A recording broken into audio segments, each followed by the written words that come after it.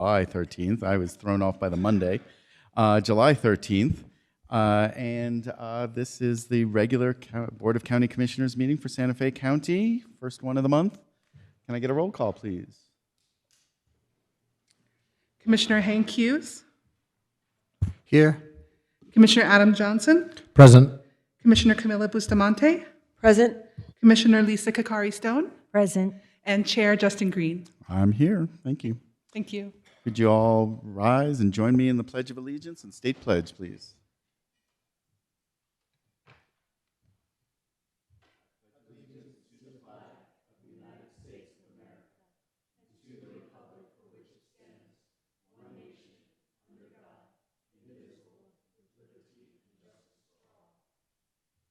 Salute the flag of the state of New Mexico and the Zia symbol of perfect friendship amongst united cultures.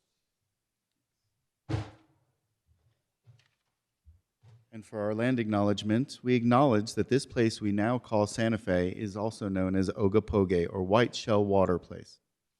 We recognize that this is the ancestral land of the Tewa people and part of the larger sovereign landscape of the Hickory, Apache, Navajo, and surrounding pueblos, who have cared for this land for thousands of years and continue to do so today. We are guests in this land. Thank you. Sarah, are you doing the honors today for our moment? Sure am. Let us take a moment to focus on the work ahead of us today, being ever mindful of our decisions, and in the best interest of our community, we take a moment of silence.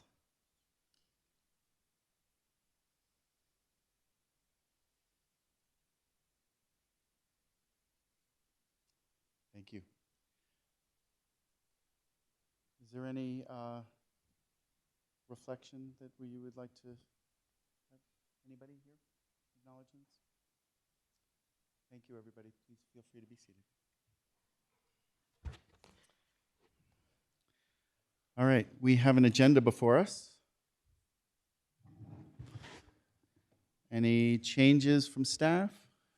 Chair Green, Commissioners, there are no recommended changes to the agenda as presented from staff.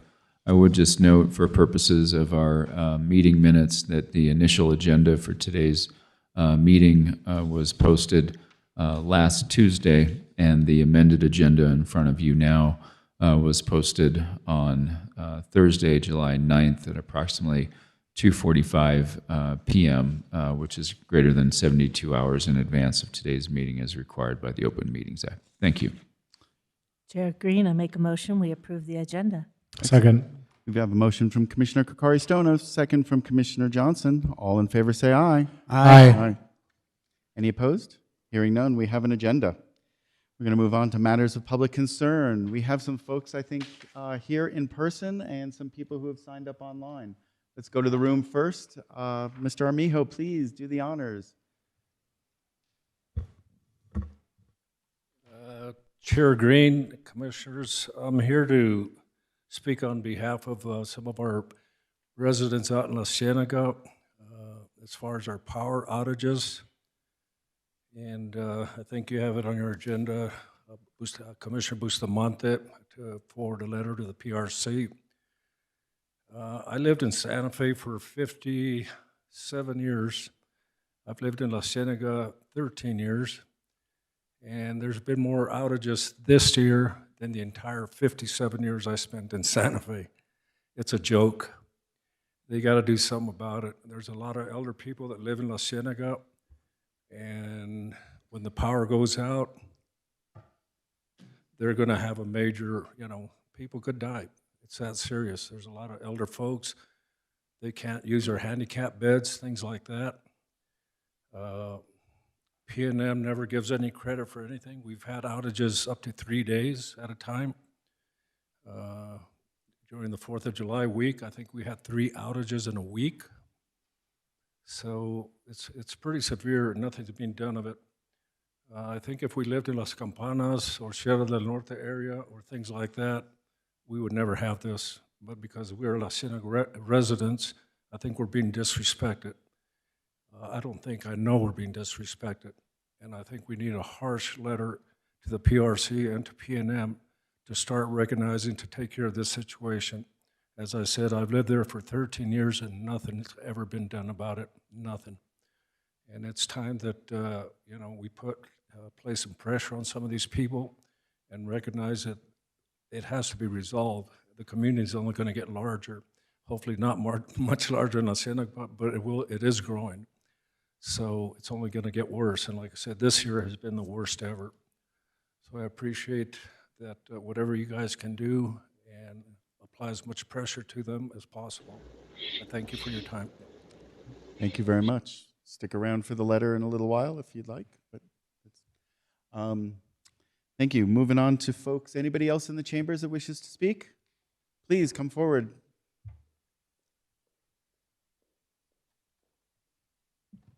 Good afternoon, Commissioners.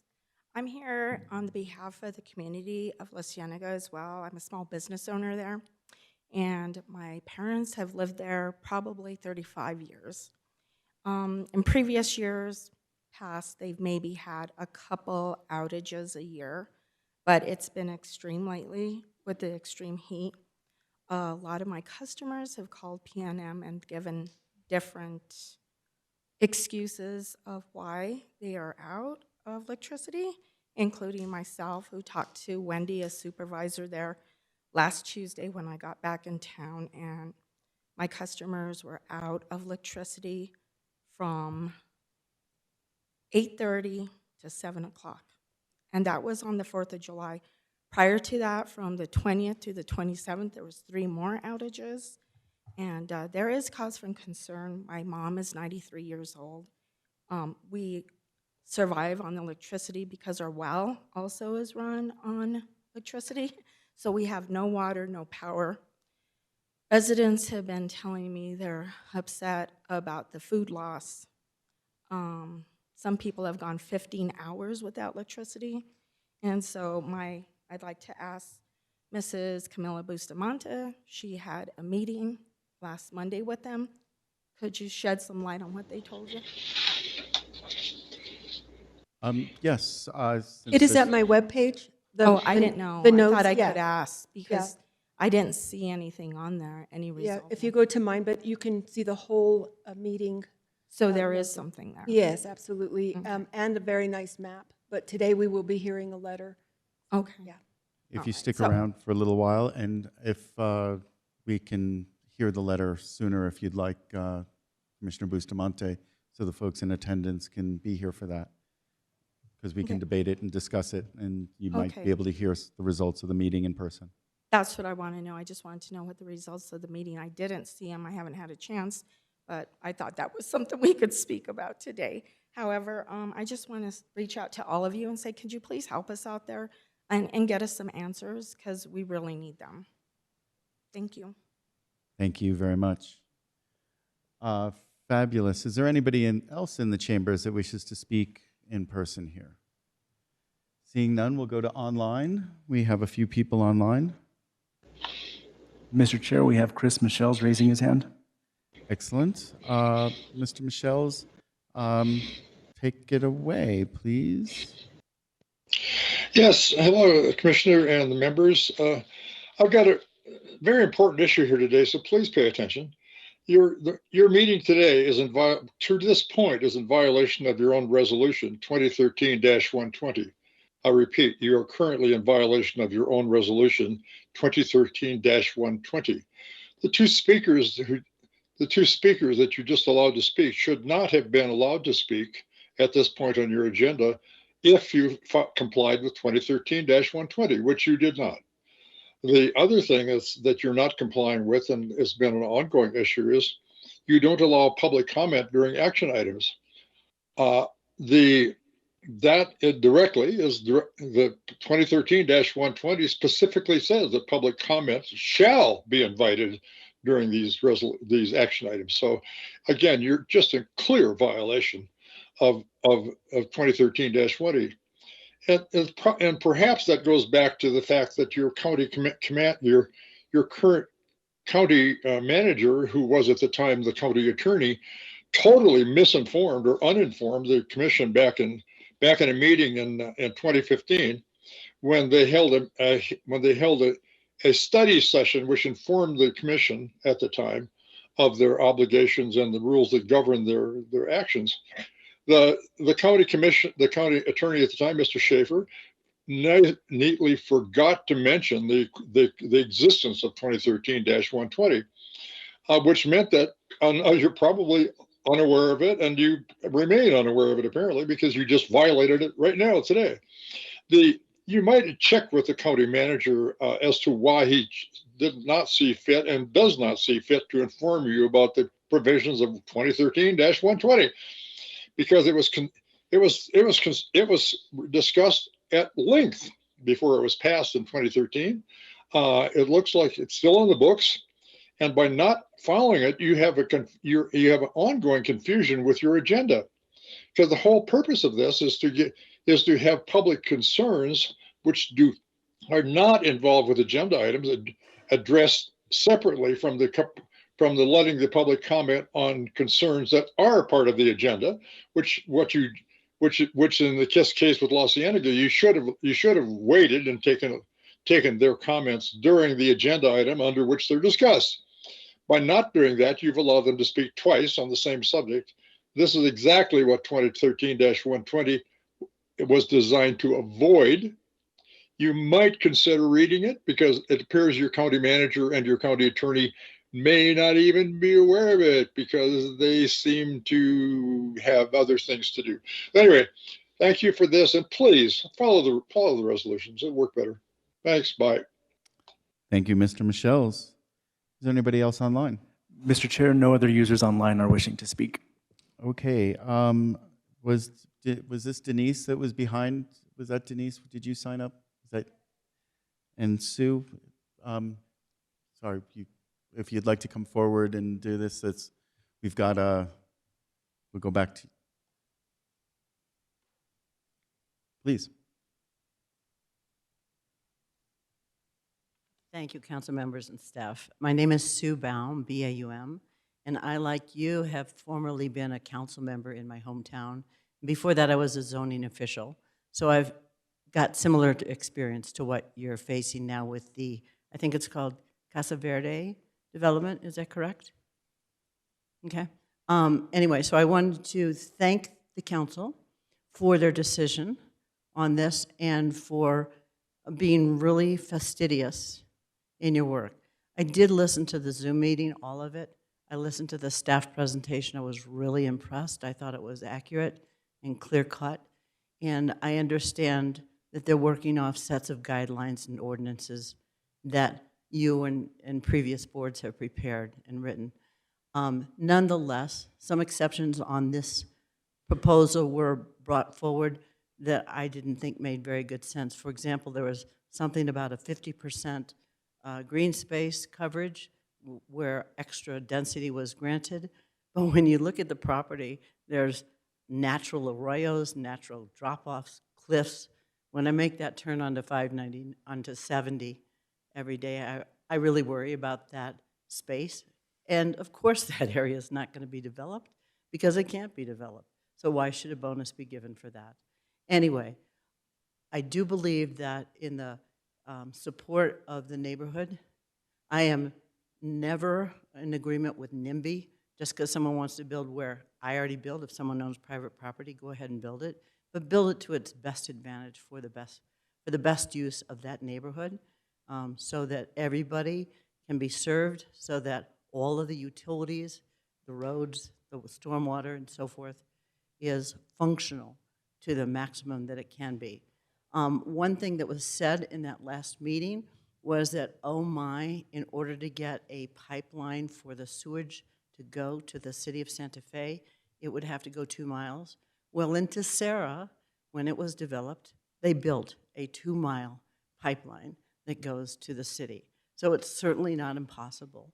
And building a brand new subdivision with many or gigantic waste fields probably is not the best interest of the future of Santa Fe County.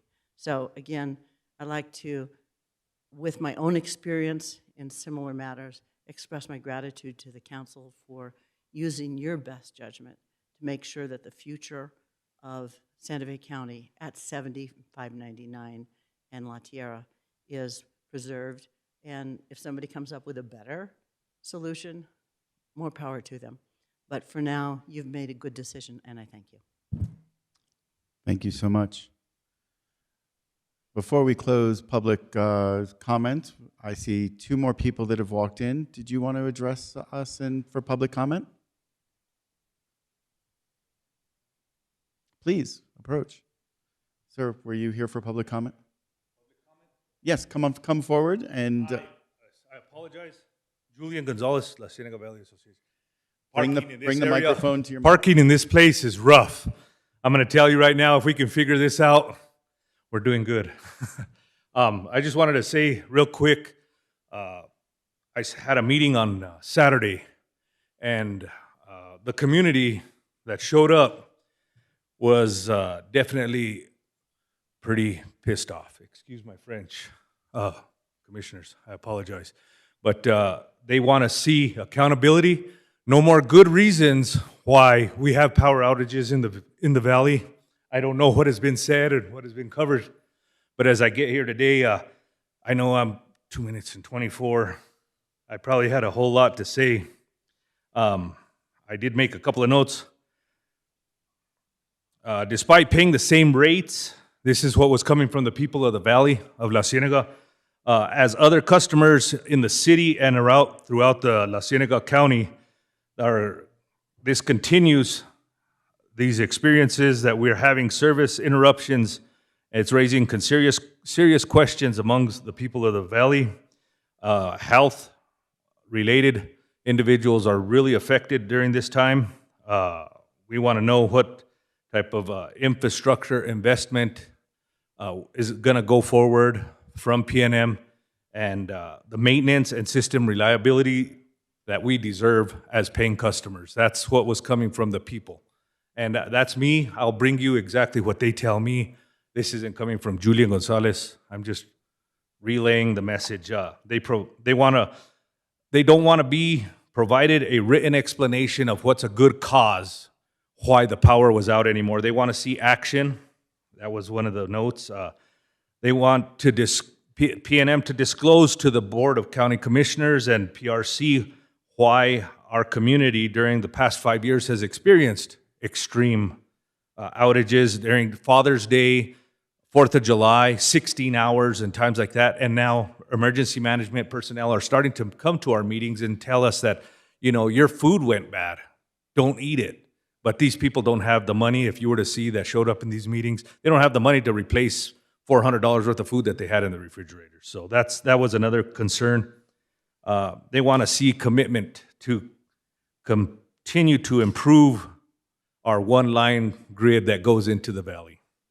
And I apologize for my tardiness. Thank you for hearing me. Thank you very much, and you made it just in time. Thank you so much. There was a gentleman that came in over, he's a staff member. I'm sorry, I haven't met you yet. Nice to meet you. Thank you so much. Is there anybody else online at this point? Mr. Chair, there are no other users wishing to speak online. And there's nobody in the chambers? Okay, we will close public comment. Thank you so much, everybody. I'm going to just get through what we got, and we'll get to your letter very quickly, I promise. Okay, thank you. We have next on the agenda approval of meeting minutes from the Board of County Commissioners special meeting on June 26th. Were there any changes? Yes? Very small change. Page 2 lists the date as January 26th, which confused me at first, and then I realized, it meant June 26th. So page 2 says January. Very small. Thank you. Fabulous. Any other changes? Chair Green, if there's no other changes, I make a motion, we approve the minutes with the slight edits that Commissioner Johnson recommended. Second. We have a motion to approve with the minor change from Commissioner Johnson, the motion from Commissioner Kakari-Stone, second from Commissioner Johnson. All in favor say aye. Aye. Any opposed? Hearing none, we have minutes from June 26th. Moving on to the consent agenda. We have 1, 2, 3, 4, 5, 6, 7, 8, 9. Whoa, we got a lot of Yep. things on here. We have 11 items on here. Is there anything that people would like to pull off of here? If not, I'll move to approve the consent agenda. Fabulous. We have a motion from Second. Commissioner Johnson, a second from Commissioner Hughes. All in favor, say aye. Aye. Any opposed? Hearing none, we've got a consent agenda. Some resolutions, please. Yes, sir. 4A is 2026-088. B is 089. C is 090. D is 091. And E is 092. Fabulous. Oh, and J. Sorry, J is 093. See, sometimes you miss them too. Excellent. Thank you. We are now on to Commissioner Bustamante's consideration of a letter to the PRC regarding power outages in the La Cieneguilla area and requesting action. Commissioner Bustamante, take it away. Thank you, Chair Green, and fellow commissioners. Thank you for the community members who spoke to this issue. I do want to point out that the last speaker, Julian, is the new president of the La Cienega Valley Association, and that was the meeting that he was referring to. And there were quite a few people who were very concerned. I will start by saying I have been talking with PNM since my first year here, as we had outages that were intermittent, but you can't have any solar. There is no more solar in that particular area. We were told that we have older infrastructure. This was in 23. In 24, we stayed in touch on various issues, understanding that improvements were coming. This past year, as stated, the outages have been longer, more problematic, and some very heartbreaking statements of families who have been through a lot. And imagine having a family member who needs an electric lift to get an adult disabled daughter out of bed and cannot get her out the whole day of the 4th of July. A cancer patient, not survivor at this point, a cancer patient who contacted me because she's in her late 70s and does not have water for that 13-hour period. It's extreme. I did meet with PNM and we spoke. I had requested two, I could actually pull up the exact date, but I'm going to tell you it was better than 3 weeks ago, that I requested from PNM just a schedule of the outages that we have had. And instead, I was asked to have a meeting with them, which I did, and at that time was already preparing that if we were just going to have a meeting and hear basically what I've heard now for several years, that we would put a letter forward. And I want to thank both Manager Schaefer and Attorney Boyd. Manager Schaefer said this is going to be stronger coming from the commission, and Attorney Boyd assisted in attending a follow-up meeting with PNM, because that in the meeting I said, oh, well, I've asked for the reports of the dates of the outages, which are available to any other neighbor, but they wouldn't give them to me. And the answer during the meeting, which Brittany attended, was, we don't know what you're going to do with them. And I'm like, what I'm going to do with them is just wait for PRC to tell us what you're going to do to pull it together. Like, this is pretty much over. I mean, we don't really have to haggle, and we're not going to try to squeeze information out of them. It needs to go to their regulator. That being said, again, I'm grateful for those who showed up in support of the letter. They did ask for a follow-up and requested that we had 2 community meetings rather than bringing this to the PRC. And as was stated by Mr. Armijo, the community's pretty tired of getting the reasons. At this point, we've received a lot of reasons. We've had meetings in the last 2 years where, and most people know the public outreach individual by name, and he's come and told us, you know, this is where the line comes in and this is what happened during that time. There is no redundancy for La Cienega or La Cieneguilla. There's one line. Yes, outages happen in other parts of Santa Fe, but I have to agree with Mr. Armijo. They're not going to happen in those other areas because they don't happen to the people that PNM has more respect for. At this point, it is a huge vote of disrespect for the community. So at this time, and I actually even made a personal visit and reported it to the PRC 2 years ago. So I've actually visited the PRC meeting, and I think I reported that here maybe in '24. So I've talked to the PRC, went to a meeting to tell them what was happening in this area, had some nice conversation, asked for consideration of creating a parallel utility, a microgrid type of project proximate to La Cienega that would give the community a redundancy, looking at ways to just ensure that people aren't without their utility. So that being said, and with the input of both our manager and our attorney asking for both, not just what are you going to do to help, but prove that you're in the best position to manage this utility for where we are. You've read the letter, and it speaks for itself. So at this time, I really ask for your support in helping the people of the La Cienega and La Cieneguilla area get the attention that they need. To whatever end, there would be a plan to assist in mitigating, one, in other words, how do we keep this from happening again? And if it does happen again, it gets put onto a switched alternate or parallel utility that keeps the people from experiencing anything longer than 15 minutes to an hour. So we had some asks. We've only had a lot of excuses, and now I'm asking you to help us have PRC identify a solution for the people of our community. Thank you. Thank you, Commissioner. Other commissioners, Commissioner Johnson. Other button. Okay, we'll figure out that other button after a second.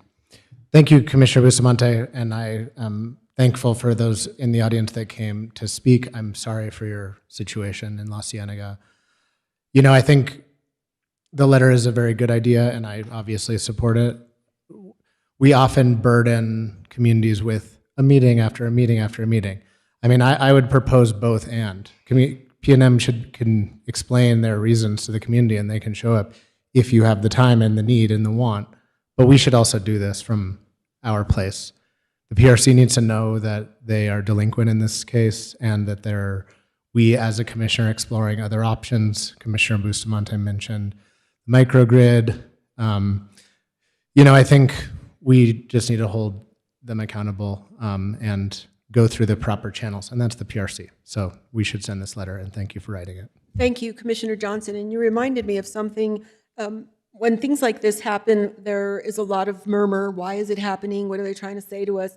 And the two things going around are, it's the approval of the new apartments up north that is tapping into our utility, and that's causing the outages. The line does not go through there. So I want to make that clear. And Daniel's going to pull up the map of the line. It goes straight down Highway 14 out of a substation that they call the Penn substation. It's substation 12. And it goes straight across over to La Cienega. It's not coming up right now, but you'll be able to see where that line is. And then the other one was, well, we're going to be told that they're not going to be able to do any repairs until we commit to having something like Blackstone come in and give us the injection of money that P&M would need to actually address these issues. So I want to let you know that we've already put a letter that says we don't support Blackstone, but thank you. Thank you. Commissioner Kokari-Stone. Thank you, Chair Green. First, thank you, members of the La Cienega community, for coming forward. And I just have to say, it's totally unacceptable. I agree with you. I want to thank your leadership, Commissioner Bustamante, and I think your letter is really strong. I wanted to know if it's possible, and maybe it's the next step, asking for reparations for the community. Spoiled medications, food's very expensive. When it goes down, you have to throw everything away, right? That's a lot of meat. People might have their meat from hunting. It could be the family legacy meat for the year.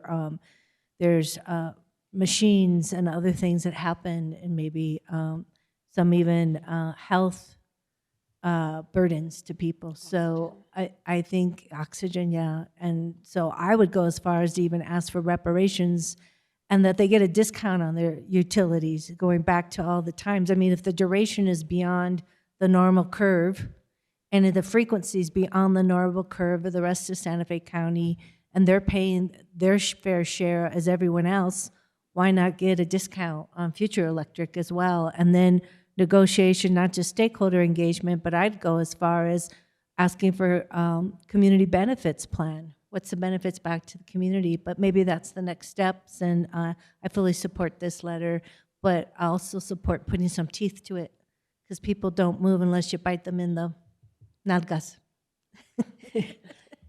Thank you, Chair and Commissioner Kokari-Stone. I do want to point out that at my page, we actually have the link to the claims. So I'm glad you brought that up.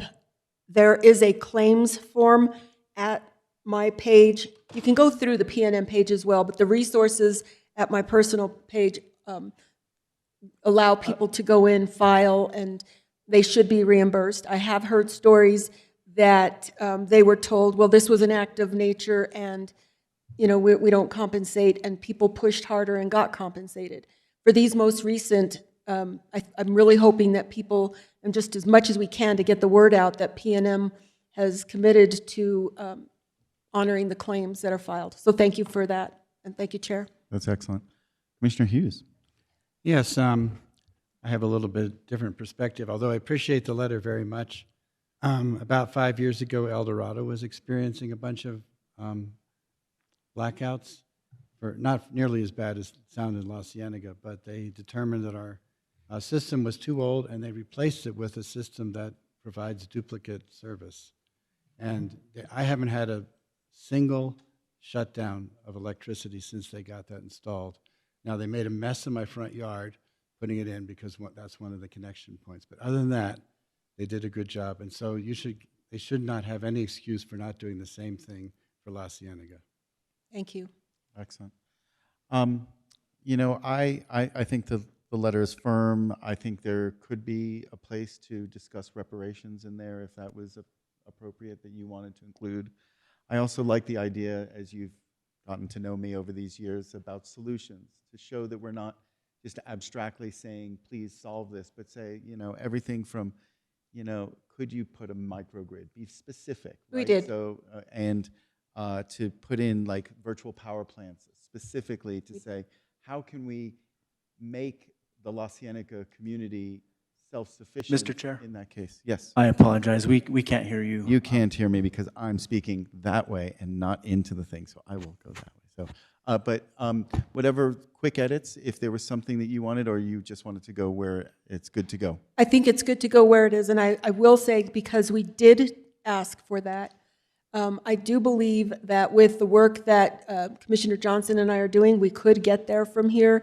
3 years ago, when I was first elected, I took a representative from Pojoaque Pueblo to one of the PNM, I'm going to call it a soiree, with, at the time, Avantgrid, and working and trying to see if Pojoaque had an interest in an independent microgrid. So this has been a long conversation, and we did make those requests even on at the meeting on Monday, so we were very specific about that. There was something else that you said that I wanted to make sure that you addressed and that you knew it was on the agenda. So you had the ask for the virtual power plants? The virtual power plants, thank you very much. The issue with the virtual power plants, and I learned at our meeting last week, was that you'll recall that the state had 100 and some million to do alternative energy infrastructure throughout the state, and PNM had reported on Monday that they were going to use approximately 32 or 33 million of it to do virtual power plants, and that La Cienega could have been a pilot area for that. They no longer have the money because that money was pulled by the Trump administration. So I don't know how you put this in the minutes, but it goes, wah, wah. Very sad. Very sad, but it's appropriate for this venue. Maybe not. WHOMP, WHOMP. So that's where we are.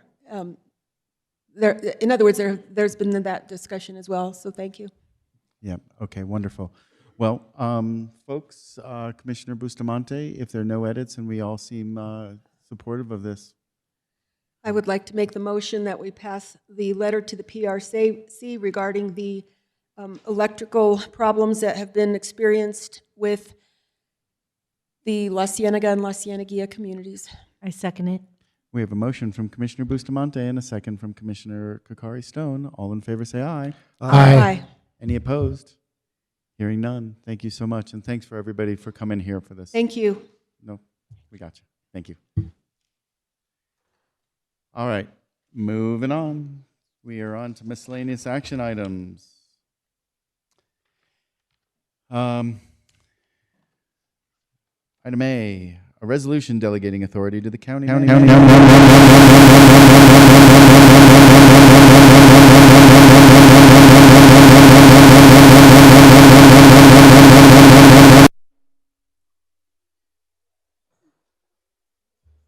Yes, all right.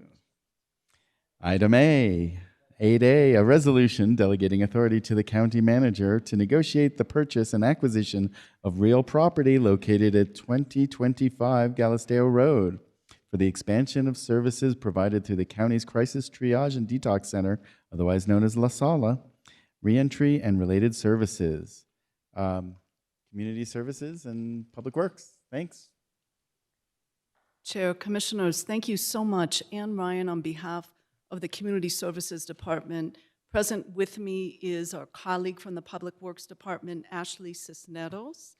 We are here before you requesting a motion to pass a resolution delegating authority to the county manager to negotiate the purchase and acquisition of real property located at 2025 Galisteo Road in Santa Fe, New Mexico for expansion of services provided through the county's Crisis Triage and Detox Center, otherwise known as La Sala, in addition to reentry and related services.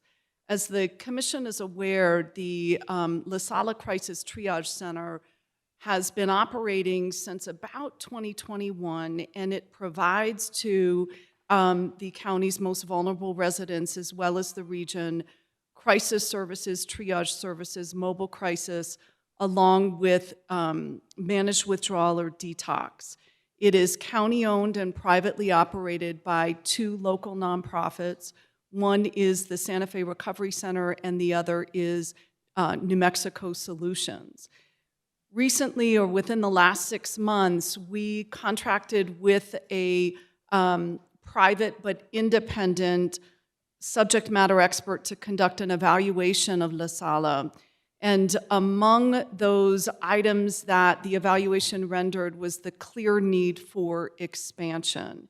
And at the same time, thanks in large part to members of the Commission and our county manager's office, there was a $1.5 million reauthorized reappropriation that was awarded to Santa Fe County for that purpose. However, regrettably, when we did the physical plant assessment of the existing site, there were certain challenges in that you can't build up, and if you were to build out to expand, it would take away the current precious real estate of the parking lot that right now services large vehicles, including fire trucks, ambulances, and related. And so thanks, as always, to real property within the county, we reached out to our colleagues. And by matter of coincidence, there is an adjacent site from La Sala that's literally a stone's throw away that so far is looking potentially viable. Members of the Commission has toured, and every single related department within the county, including the jail and including EMS, has as well. And what I'd love to do is allow for my colleague, Ms. Cisneros, to talk more about the building, and then I will come back up to the mic and talk about budget and making the numbers work. Thank you. Thank you. Good afternoon, Chair Green, Commissioners. When Community Services learned that the current La Sala building could not be expanded, they reached out to Real Property in order to help identify alternatives. Real Property maintains professional relationships with commercial brokers, and this is how we found this building. We reached out to a few brokers that we knew, and they did have one of these properties that wasn't listed yet, which gave us the chance to go in, take a look at it, evaluate it, and realize that it's a great potential building for this project. The location of this building is ideal. It is located in close proximity to the current La Sala Center, the Magistrate Court, and Christa St. Vincent's. And because this building only requires minimal remodeling, the critical services that are offered at the current La Sala Center can be moved over to this building while the current La Sala Center gets the current La Sala Center gets renovated, and this will allow us to continue these services without stopping any. And this also allows us to provide future growth for the programs that are offered at La Sala Center. This current building is listed at $1.75 million and is 9,444 square feet. The layout is well suited for the county's needs as it has multiple entrances, large meeting treatment rooms, open flexible spaces, and it also has 48 on-site parking spaces, as well as a large parking lot that will accommodate emergency vehicles and plenty of space for parking for the visitors and the staff. The next steps in purchasing this building would be to grant county manager authority to negotiate a purchase agreement so that way we can move forward with our due diligence and we can order an appraisal and an inspection and then further negotiate after we receive those documents. Thank you. Wonderful, thank you. And just assurances in terms of how to make the numbers work. As shared, we have the 1.5 million that expires June of 2028, and you're aware of the revised capital outlay rules that requires portions of that be encumbered at a certain point.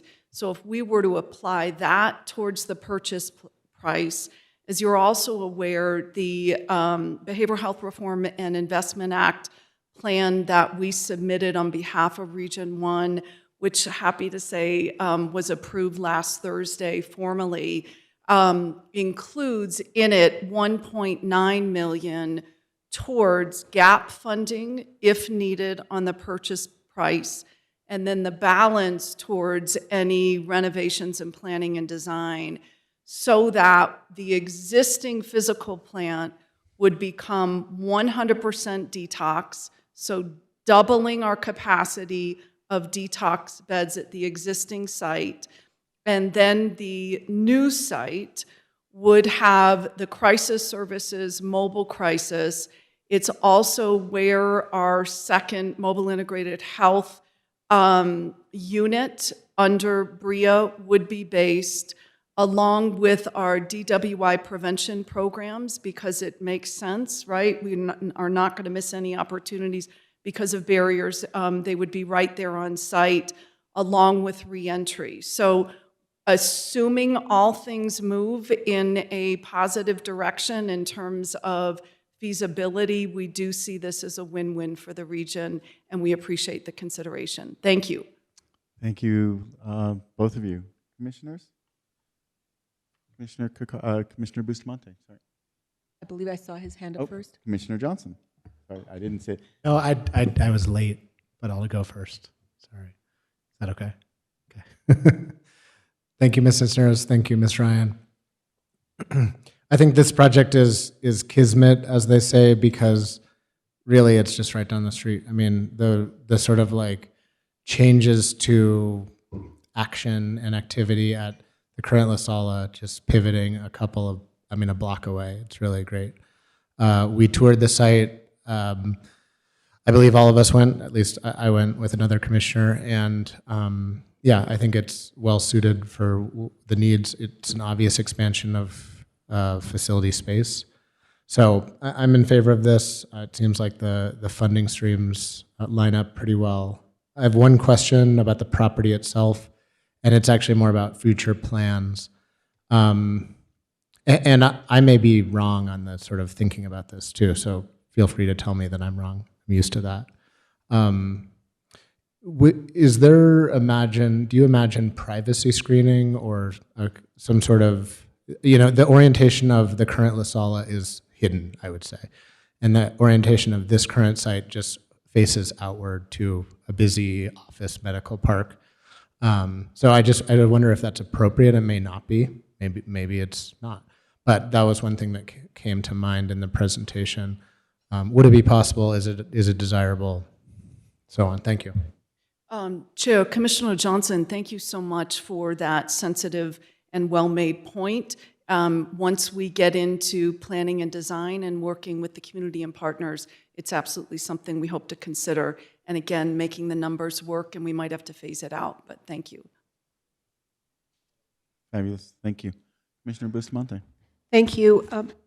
I was impressed with the location. I really appreciated, because it had been a clinic before, that there were significant areas of privacy in the back, and that there was access from the back for that, for a different type of treatment. And so what I'm incredibly impressed with is now integrating other services that we have services, and this place really starts to pull together, as you said, and with a DUI, it's really connecting a lot of our capabilities here in this one center. I'm going to actually say what a gentleman whose son ended up at La Sala, and I've said it before in these chambers, but he called me after his son was found and taken to La Sala, and he said, "You give La Sala anything they want." So they really make a difference, and I'm really super grateful that it's expanding and it's going to serve more people. So thank you. Thank you, Commissioner Bustamante. Commissioner Kokari-Stone. Thank you, Chair Green. Thank you, Ms. Ryan, Ms. Cisneros. I think even as we speak, we've already outgrown this expansion. And when we see the opioid crisis, and of course, I'm glad the press has been covering that, and Commissioner Hughes and I, Chair Green joined us later in the day, but we were at the city's homeless summit, and we say homelessness is a housing crisis. I say the root cause is a behavioral health crisis. And I think we have it here. It's really needed. We can't open it soon enough, so I'm just in full support. But again, I suspect we've already outgrown it before we even bought it. And that's sad, but it's what we got. Thank you, Commissioner Kokari-Stone. Commissioner Hughes. I don't have much to say, but I support this project, and I look forward to the expansion. Fabulous. Thank you, Commissioner Hughes. I have two questions. First one is, do we have an expected remodel budget, more or less? Chair, so we have the 1.5 that would presumably go towards the purchase price, and then we would have the 1.9 that could be utilized as gap funding if needed, and then the balance for any and all renovations. We also, as you remember from the capital presentation a couple of weeks ago, could tap into the indigent fund. We don't suspect that's necessary at this point, but if it is, we certainly have that. But step one is we've got to do our due diligence and make an offer to even, go down that road before then working with Public Works on an engineer and planning and design. So that $3.4 million is to renovate the existing La Sala as well, though, right? Or is that just for this new building? It can be applied to both, and the planning and design would be applied to both. Okay. We don't see on its face a lot that needs to go into the existing facility because the other side, as you know, the living room is that open model that would make expansion of detox probably more feasible, but we'll see. Yeah, I mean, that's one of the reasons I like this location. its proximity, to use Commissioner Johnson's word of kismet. It is not only the fact that it's across the street or adjacent, a stone's throw, but it also is a, if not turnkey, a low level of remodel needed to get into that. And so that also expedites the opening of this. And so maybe we can actually get this thing open in 6-9 months, right? Maybe a year, maybe faster, right? Because we need it. And is this the reentry money that is part of that reauthorization reentry money? That's correct. And so that would be a new component of this site, and then working in collaboration with all of the other reentry efforts and providers in the community, yes. I definitely want to give a thanks to our legislators for reauthorizing this, both Representative Lujan and Senator Trujillo for pushing that over the edge. So great, thank you. Commissioners? Yes. If there are no other questions, I'll move to approve a resolution designating authority of the county manager to negotiate the purchase and acquisition of real property located at 2025 Galisteo Road, Santa Fe, New Mexico, for expansion of services provided through the county's Crisis Triage and Detox Center, La Sala. Second. And I'll second. Oh, you got beat over there. So we got a motion from Commissioner Johnson. I'll take the second from Commissioner Bustamante. You can give it to All him. in His hair favor, blew say back. aye. Aye. Any opposed? Hearing none. Build it out. Go get a appraisal. Thank you so much. Thank you. Great job. All right, Mr. item Chair? B. Yes. Oh, Sorry. we got a resolution. Thank you. Yes, that resolution is 2026-094. 94. Thank you. All right. We have item B, a request approval for agreement number 2026-0378 ATT and 2026-0378 ATT between Santa Fe County and the Albuquerque Bernalillo County Water Utility Authority for the storage of San Juan-Chama project water and native Rio Grande water in Abiquiu Reservoir. Travis, welcome. Thank you, Chair, Commissioners. My name is Travis Soderquist, and I'm the Utilities Division Director. And today I'm here to present two agreements. They're pretty closely related, so that's why they're coming together.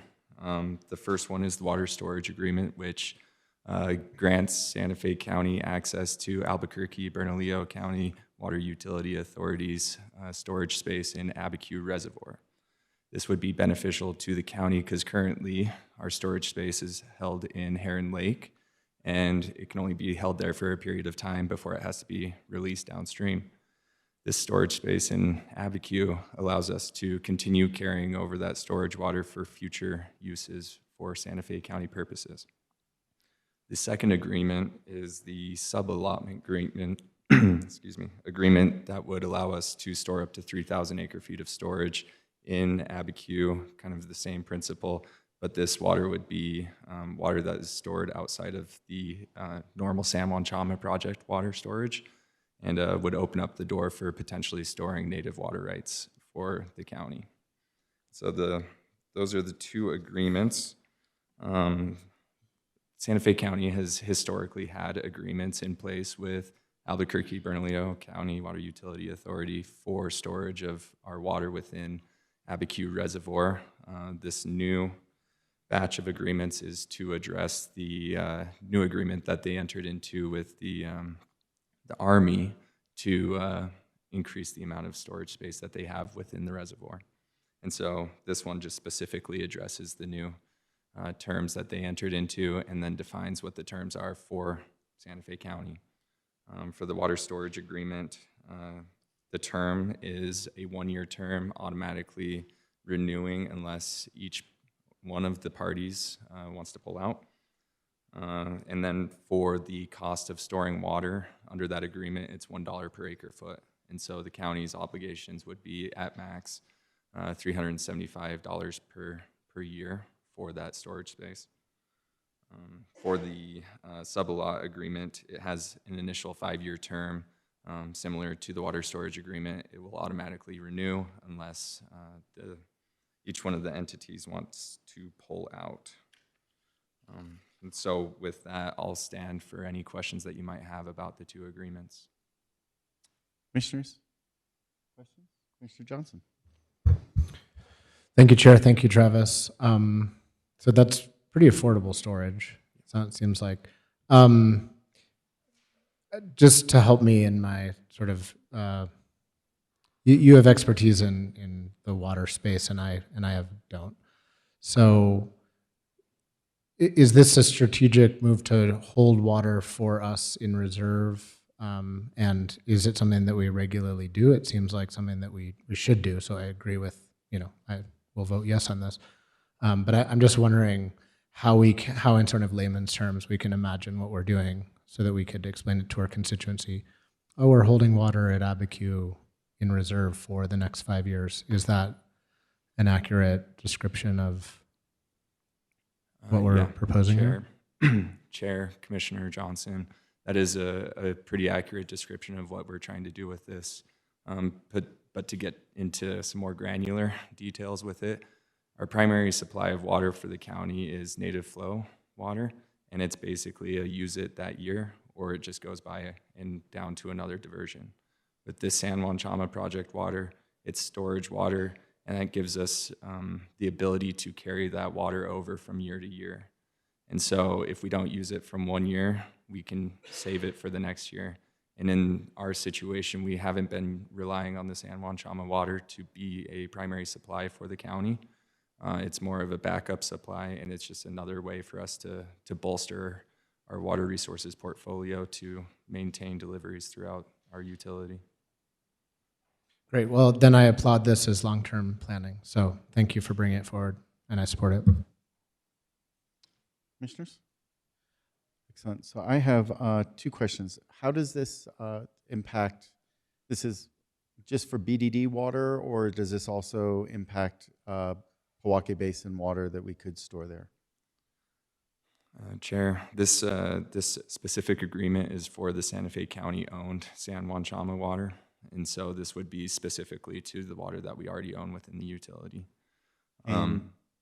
And our tribal partners on the Pojoaque Basin are included in this, or do they have to set up a separate agreement? Yeah, so Chair, the way that I understand it is that the Water Authority has been entering into unique agreements with each one of the space holders or partners that have San Juan-Chama water, and would be very similar to this agreement, just change out the names.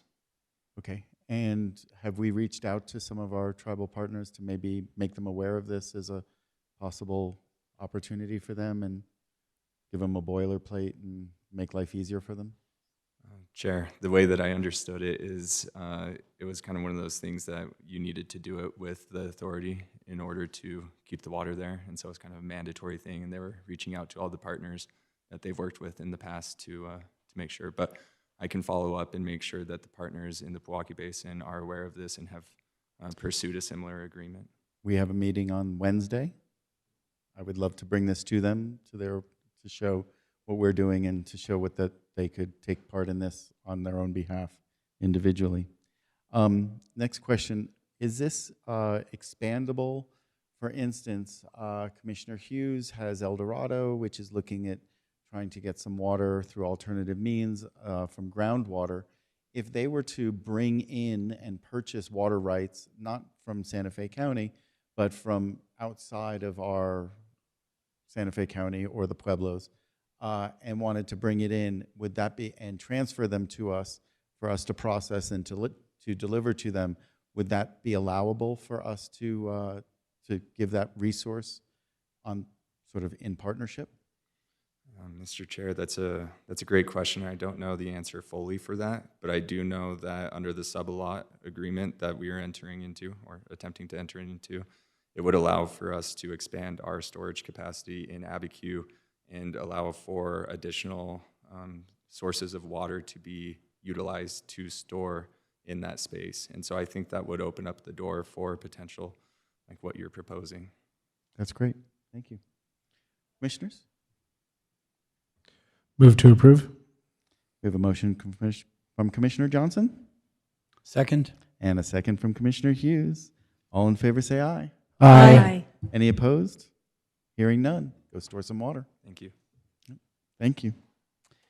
Moving on, item C, a resolution to adopt the Santa Fe County Transit Service Plan for fiscal year 2027 and to direct staff to submit that transit service plan to the North Central Regional Transit District. Marvelous, please.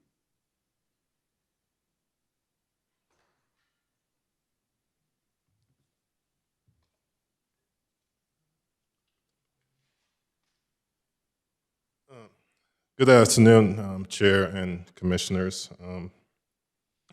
I'm Marvelous A. Chang, the county's transportation planner. So before you, this item is the resolution to adopt the Santa Fe County Transit Service Plan for FY 2027 and direct the staff to submit the transit service plan to North Central Regional Transit District. So in terms of the summary, Santa Fe County is a member of the North Central Regional Transit District, NCRTD, and the Board of County Commissioners had previously submitted Santa Fe County's recommended transit service plan to NCRTD. And so if approved by the board, the plan, which is on Exhibit A, the fiscal year transit service plan, Exhibit B, and the NCRTD funded route descriptions, and Exhibit C will be all submitted to NCRTD for consideration as part of their operating budget and service planning process. So as more further in the details of the background, as a member of the NCRTD, Santa Fe County annually adopts and submit a transit service plan identifying existing transit services and recommended service priorities for the upcoming fiscal year. The Santa Fe County Transit Plan for FY 27 includes the current NCRTD routes funded and operated by NCRTD, as well as the routes funded by NCRTD and operated by Santa Fe Trails. The service plan largely reflects a continuation of the same service as that of the FY 26 plan. Some service adjustments have been implemented since last year's NCRTD short-range transit service plan and updates due to driver shortages. So per the FY 27 interim budget, which was considered at their meeting in June 5th, which that meeting pretty much considered and adopted their budget. So for the Exhibit C, the funded route descriptions provide detailed information on both existing and recommended transit routes and transit services. Staff has worked with the Transportation Advisory Committee and to provide recommendations for expanded transit services. So those recommendations are included in Exhibit C. So since going more further on the updates, since the adoption of the previous year's plan, some services have been adjusted and including the restoration of some routes to scheduled fixed routes, while others continue to remain on demand or suspended. So the Route 400 still remains suspended.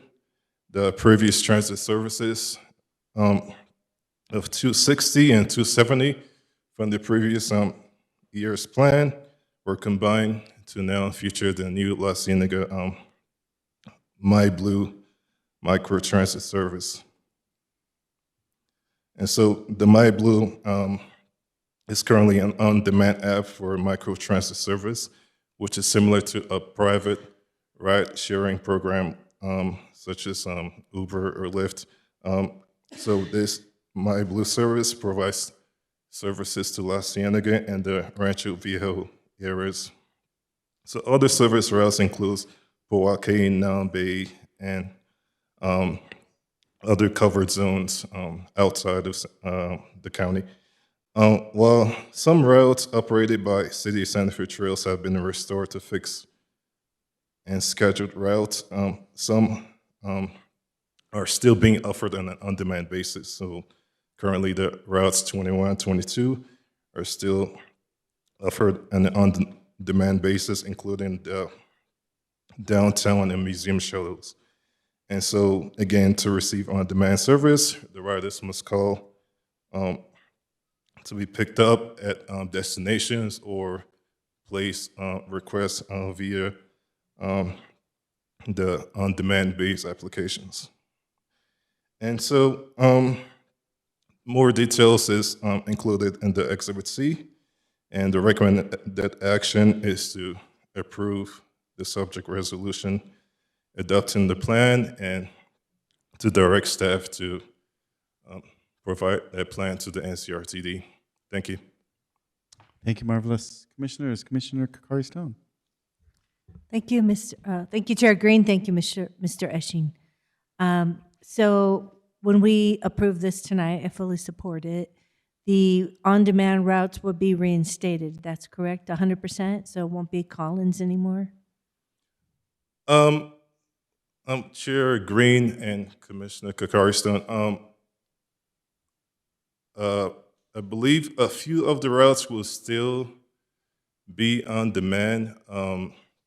Specifically with Santa Fe Trails, the routes 21 and 22 are still being updated because during the previous year there were staff shortages, and so we intend to have those routes restored to fully fixed routes for this year's plan, and the upcoming plan is just the ability to get sufficient staffing for the buses. Okay, so it's this a staffing issue with the county or with the transit The transit. authority? The Okay. transit. Is there any way we can push to support? I mean, the Santa Fe Community College, that's huge as educational access for people to get there. The Place Mall, Southside, young people, elders, these are major hubs. So how can we fully, from your opinion, how can we push this a little harder so it's fully staffed? I believe currently we're currently just in the works with the NPO. The projects manager, Andrew Baca, he's the one who normally oversees the updates in terms of the routes, whether new routes have been proposed or, new designated stops in terms of those routes have been proposed. But yeah, I do foresee in the future that we'll continue to work with Andrew Baca more on this and to have those routes restored. Okay, thank you. And since three of us sit on the MPO, I would request that we discuss it at our next MPO too, just to make sure we're getting enough support from the MPO and our collaboration with the city. Those seem like really important routes. And Commissioner Bustamante and I are in a working group with Senator Trujillo around childcare, and she's considering having a major childcare training center out at the community college and childcare facility. So that will also bring people, give them access to that as well. Thanks. Thank you. Thank you, Commissioner Kakari Stone. Commissioner Johnson. Thank you, Chair. Thank you, Marvelous.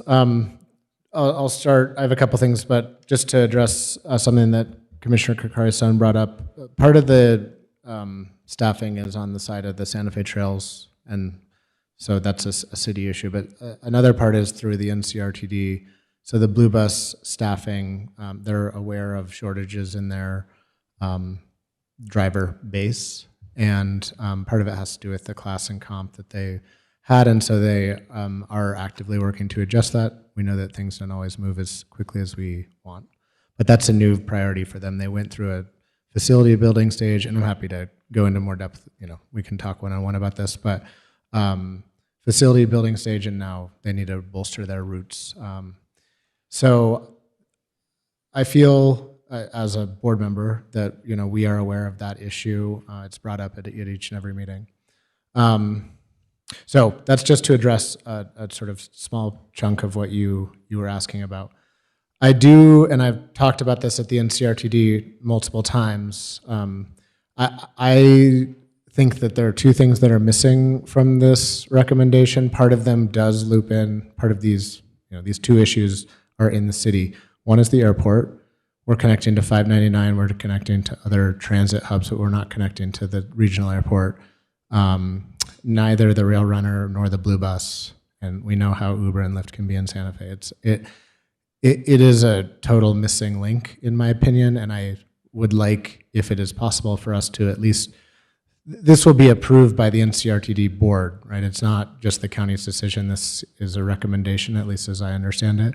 And so we want to emphasize that connection. So airport is one. Second is Presbyterian Hospital on the south side, because, that is a critical service. The mall, the Walmart, the 599 station, these are hubs, but Presbyterian is too. It's a hospital, it's a major hospital.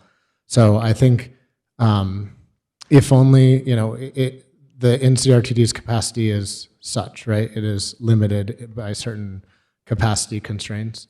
But by putting this on our recommendation, we're sort of signaling where we want to go. And if we don't get it this year, we can continue to ask for it. It's something that myself and Councilor Garcia, Lee Garcia of the City Council, who is the chair of the NCRTD, talk about a lot. And there's a ton of support at the NCRTD for the airport connection. I mean, imagine going from Taos to Espanola to Santa Fe to the airport, and then you don't have to drive to Albuquerque on the bus.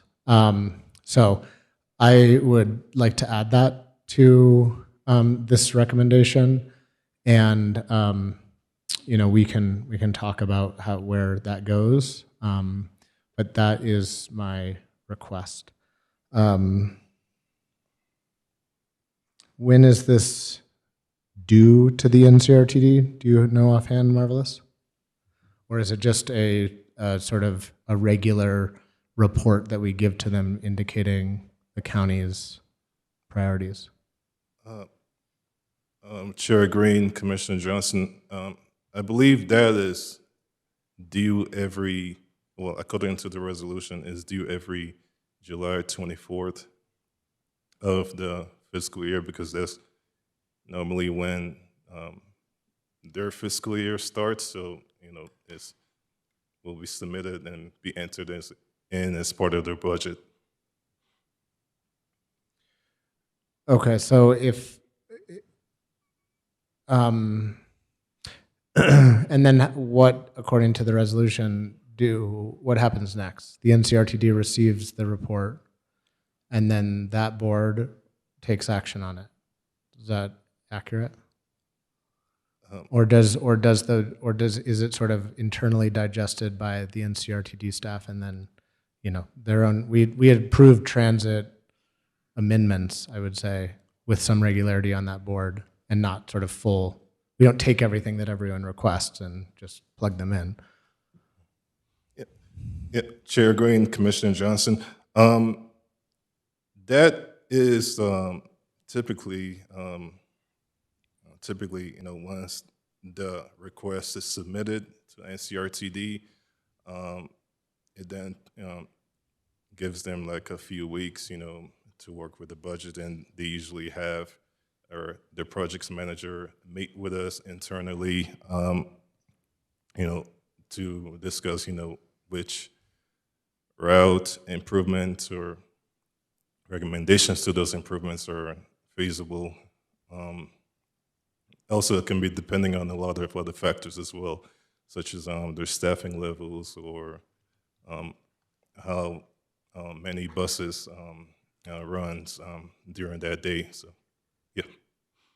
Okay, well, off the, from the memo, or from Exhibit C probably, I see Route 275 could extend, it goes to 599, it goes to the outlet mall, could include both Presbyterian and the the airport, and I would rely on staff to make the sort of most expeditious recommendation as far as like where that goes. As a way, and I will continue to advocate for this at the board itself, but I think the airport connection is really missing. I honestly, to be frank, in a public meeting, I think that the Santa Fe Trails needs to handle that. The airport's part of the city limits. If this were part of the county, we would be insisting on it, but it is part of the city. But the Cerrillos Road corridor also, Route 2 for the Santa Fe Trails would also be a good one, or a potential one for that. So those are my comments. Thank you. Thank you, Commissioner Johnson. Just to reiterate, I'll speak to that. I too support the idea of the airport, and I do think I identified 4 routes, 3.5 routes really for airport service. One would be definitely a city route that would be, from the airport down Airport Road and down Cerrillos Road into downtown, servicing the hotels and the major transit stops. It's not going to get residents to their home necessarily, but it's going to get them at least closer to their home. But it will get tourists out of renting a car and potentially getting them into to their hotels without having to rent a car. But additionally, I think for a few of us here, I've heard from my district the request of getting a blue bus that would go from the airport up to Buffalo Thunder or to Cities of Gold, as that is the transit hub there. And then from there, it's at least closer for people to get a little ride from friends and family to whether it's further up north and take another connecting bus to Espanola or to take another connecting bus up to Los Alamos. And I think we should look at Los Alamos as a potential funding source to do a direct bus that goes from the airport to Los Alamos, stopping at Cities of Gold. And then the third one would be for the folks in District 4 and 5, which would be, or 3, 4, and 5, which would be a route that would go down Highway 14 from the airport, cut over to Galisteo and potentially to Lamy and El Dorado. I'm sure there's folks in El Dorado that would wish there was a bus from the airport. I'm sure there are people from Lamy that would do the same, and people from Galisteo. And it would be great. So, but commissioners? Commissioner Hughes. Yeah, I used to be on the RTD board, and I think perhaps the direction that's going to have the most success is for them to move to My Blue microtransit service, which acts more like Uber. I ride the bus several times, and often I'm the only person or one of 2 people on the bus. And so I don't know that the fixed route buses are going to be that popular now that we have Uber and other ideas. I think maybe RTD moving toward the Uber model will be the best way to, but I'll let you all decide.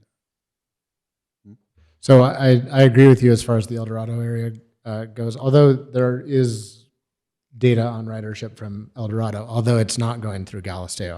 I personally wouldn't take that route to Santa Fe from El Dorado to Galisteo. I would go on I-25 or something else. So I'm happy to share that data with you, but I agree that this space is, the microtransit implementation takes a little bit of time to catch on, but there is an app and there are ways to access it. And for certain communities, it is a better option and a more cost-effective and efficient option than fixed routes. So, and El Dorado may be that case. But yeah, I'm happy to share some more information with you about that. Great. Commissioners? Yes, Commissioner Kokari-Stone. I just want to add that, thanks, Chair Green. In Mexico, they have what they call colectivos. They're little tiny vans, and it works so well, and it's cheaper, and it addresses what Commissioner Hughes. We should do that in Santa Fe. Yeah, absolutely. And it also gets into the driver shortage because technically those are not required to have a CDL license, and there's a lot of training issues there. If it's possible, one, we're all requesting some airport support here and looking at the needs for that. But also, if not soon, maybe next year, put ridership data if we could get to understand utilization, because if it turns out that the El Dorado bus has one person all the time, then we need to figure out a more cost-effective, right? You're driving two people, one is driving the bus and the other is Commissioner Hughes. While I think that he deserves a shuttle service, it should be more effective. Well, just to be clear, I take the lunchtime route. Okay, well, then maybe that's not a necessary lunch. Morning and the evening are more popular. Okay, that's right, so. Chair Green, I think it might be, and we could have a brief presentation from the executive director of the NCRTD, Nicholas Solfel. He's very easy, welcome. He would, I think, hop at the opportunity to talk about ridership data and hear us out in a presentation. And this could be in October, so just kind of kicking it into just a little bit further down the road. I know we always sometimes we have a few too many presentations, but I will speak with him next. I guess August is the next meeting, so I'll float that by him if that's the will of the commission. Fabulous. Thank you. Commissioners, any further questions? Hearing none, do we have them? Chair Green? Yes, sir. If I may concur to that, I think the feasibility for the ridership data is there, but it's all a matter of just being able to utilize the on-demand service. The airport road and the facility, they generally use Uber and Lyft services, but I believe the feasibility is there to get an on-demand transit service, which is needed to coordinate with Santa Fe Trails and NCRTD to see if that can be as part of their budget, if not, if it doesn't even go to that means, we can still at least be able to get the feasibility to see if it can be implemented in the future. But thank you. Thank you. And just like all of these routes, just without a full presentation, it'd be great just to get the ridership numbers, right?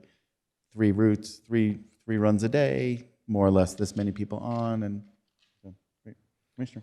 I'll make a motion if there's no further discussion. I move to approve item 8C, taking into consideration the comments from the commission and asking staff to sort of make appropriate insertions. Second. Thank you very much. And that is specific to the airport for the most part, correct? Specific to the airport and the hospital. And the hospitals. Presbyterian Hospital. Presbyterian. Great. We have a motion from Commissioner Johnson and a second from Commissioner Bustamante. All in favor say aye. Aye. Any opposed? Hearing none. Go bus it. Thank you. Thank you, sir. Thank you, commissioners. Mr. Chair, that resolution number is 2026-095. 95. Excellent. Item D, a resolution approving the public participation and communications plan for the revision of the Sustainable Growth Management Plan, directing its implementation and establishing a working group to support the planning process. Herbert, welcome.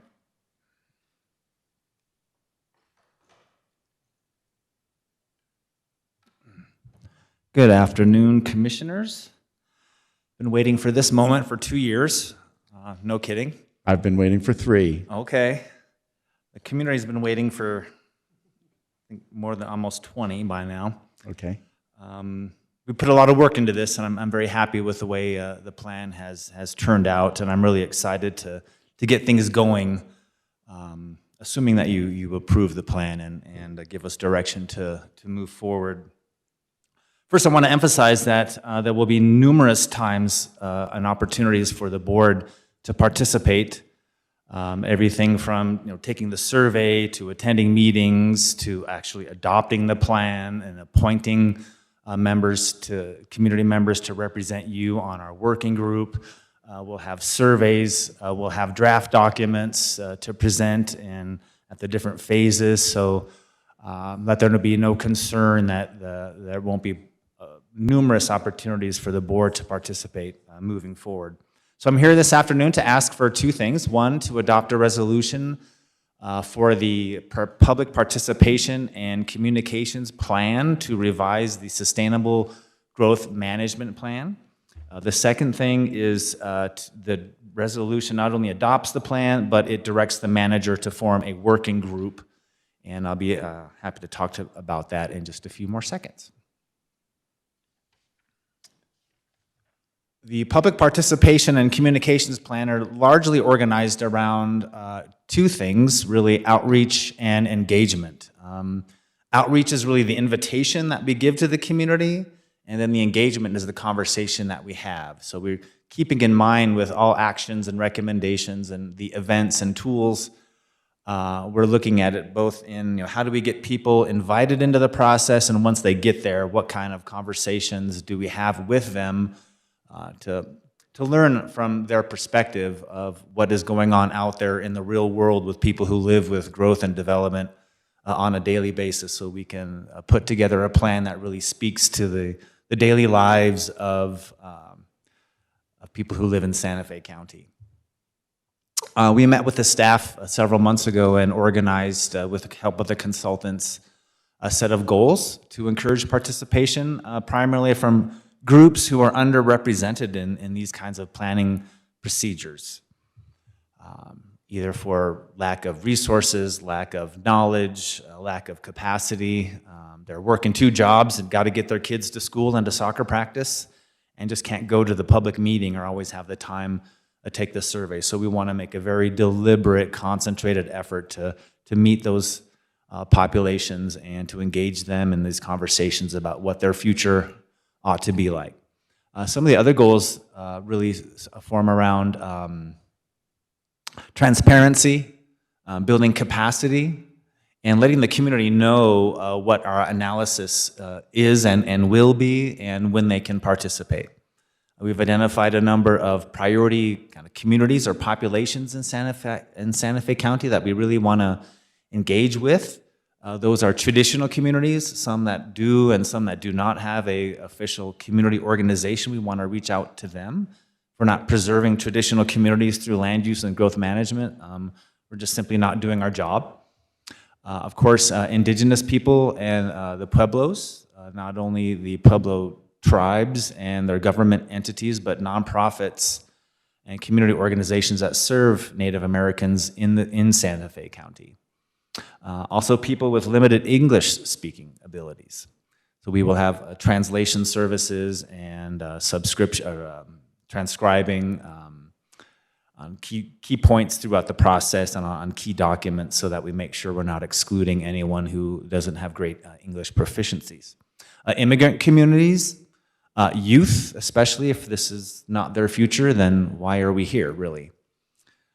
Elderly, and I want to distinguish, I think we all can recognize that there are a number of elderly in the community who do have the resources, who do have the capacity, who do have the time to participate, either through HOA or a nonprofit or just individually. But these are the elderly who can't get around because of transit, who are stuck with fixed income and growing expenses. And so it's that kind of population of the elderly community we want to reach.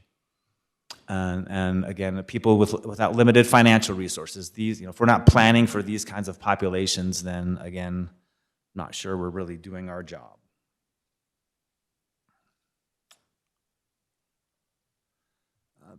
Some of the main elements of the plan are evolved around a working group. This would be a group appointed by the county manager. It would consist of key county staff, mostly from the planning department, but I'm imagining from community services and community development departments. We're inviting the long-range planner for the city of Santa Fe, who's managing their Santa Fe Forward process. She's very happy to participate in the work group if appointed. We're suggesting a program called Community Engagement Partners. This is a small grant program to give to nonprofit organizations who have access to those priority populations that I had just mentioned. And we want to pay them for their time to participate in the working group meetings, but also pay them to spread the word about the plan itself either through their own activities that they normally do as in the course of their services, or with materials that we provide them, kind of like a meeting in a box or a community toolkit, community planning conversation toolkit, so that they have the tools they need to engage their constituent communities and provide us with the information that we're really looking for about land use and development at the various stages. Again, I mentioned that the county manager, we're asking the county manager to appoint these members, and then also recommendations, at least 2 from each of the commissioners to provide those names and contact information to me or the manager, so we can formally appoint all the individuals and get going on the working group. In terms of the Community Engagement Partner Grant, we'll put out a notice of funding availability. These funds are already in our FY27 budget. As I said, we're going to offer the funds to those organizations that serve the underrepresented communities as part of our goals. And we'll ask the county manager to sign the grant agreement.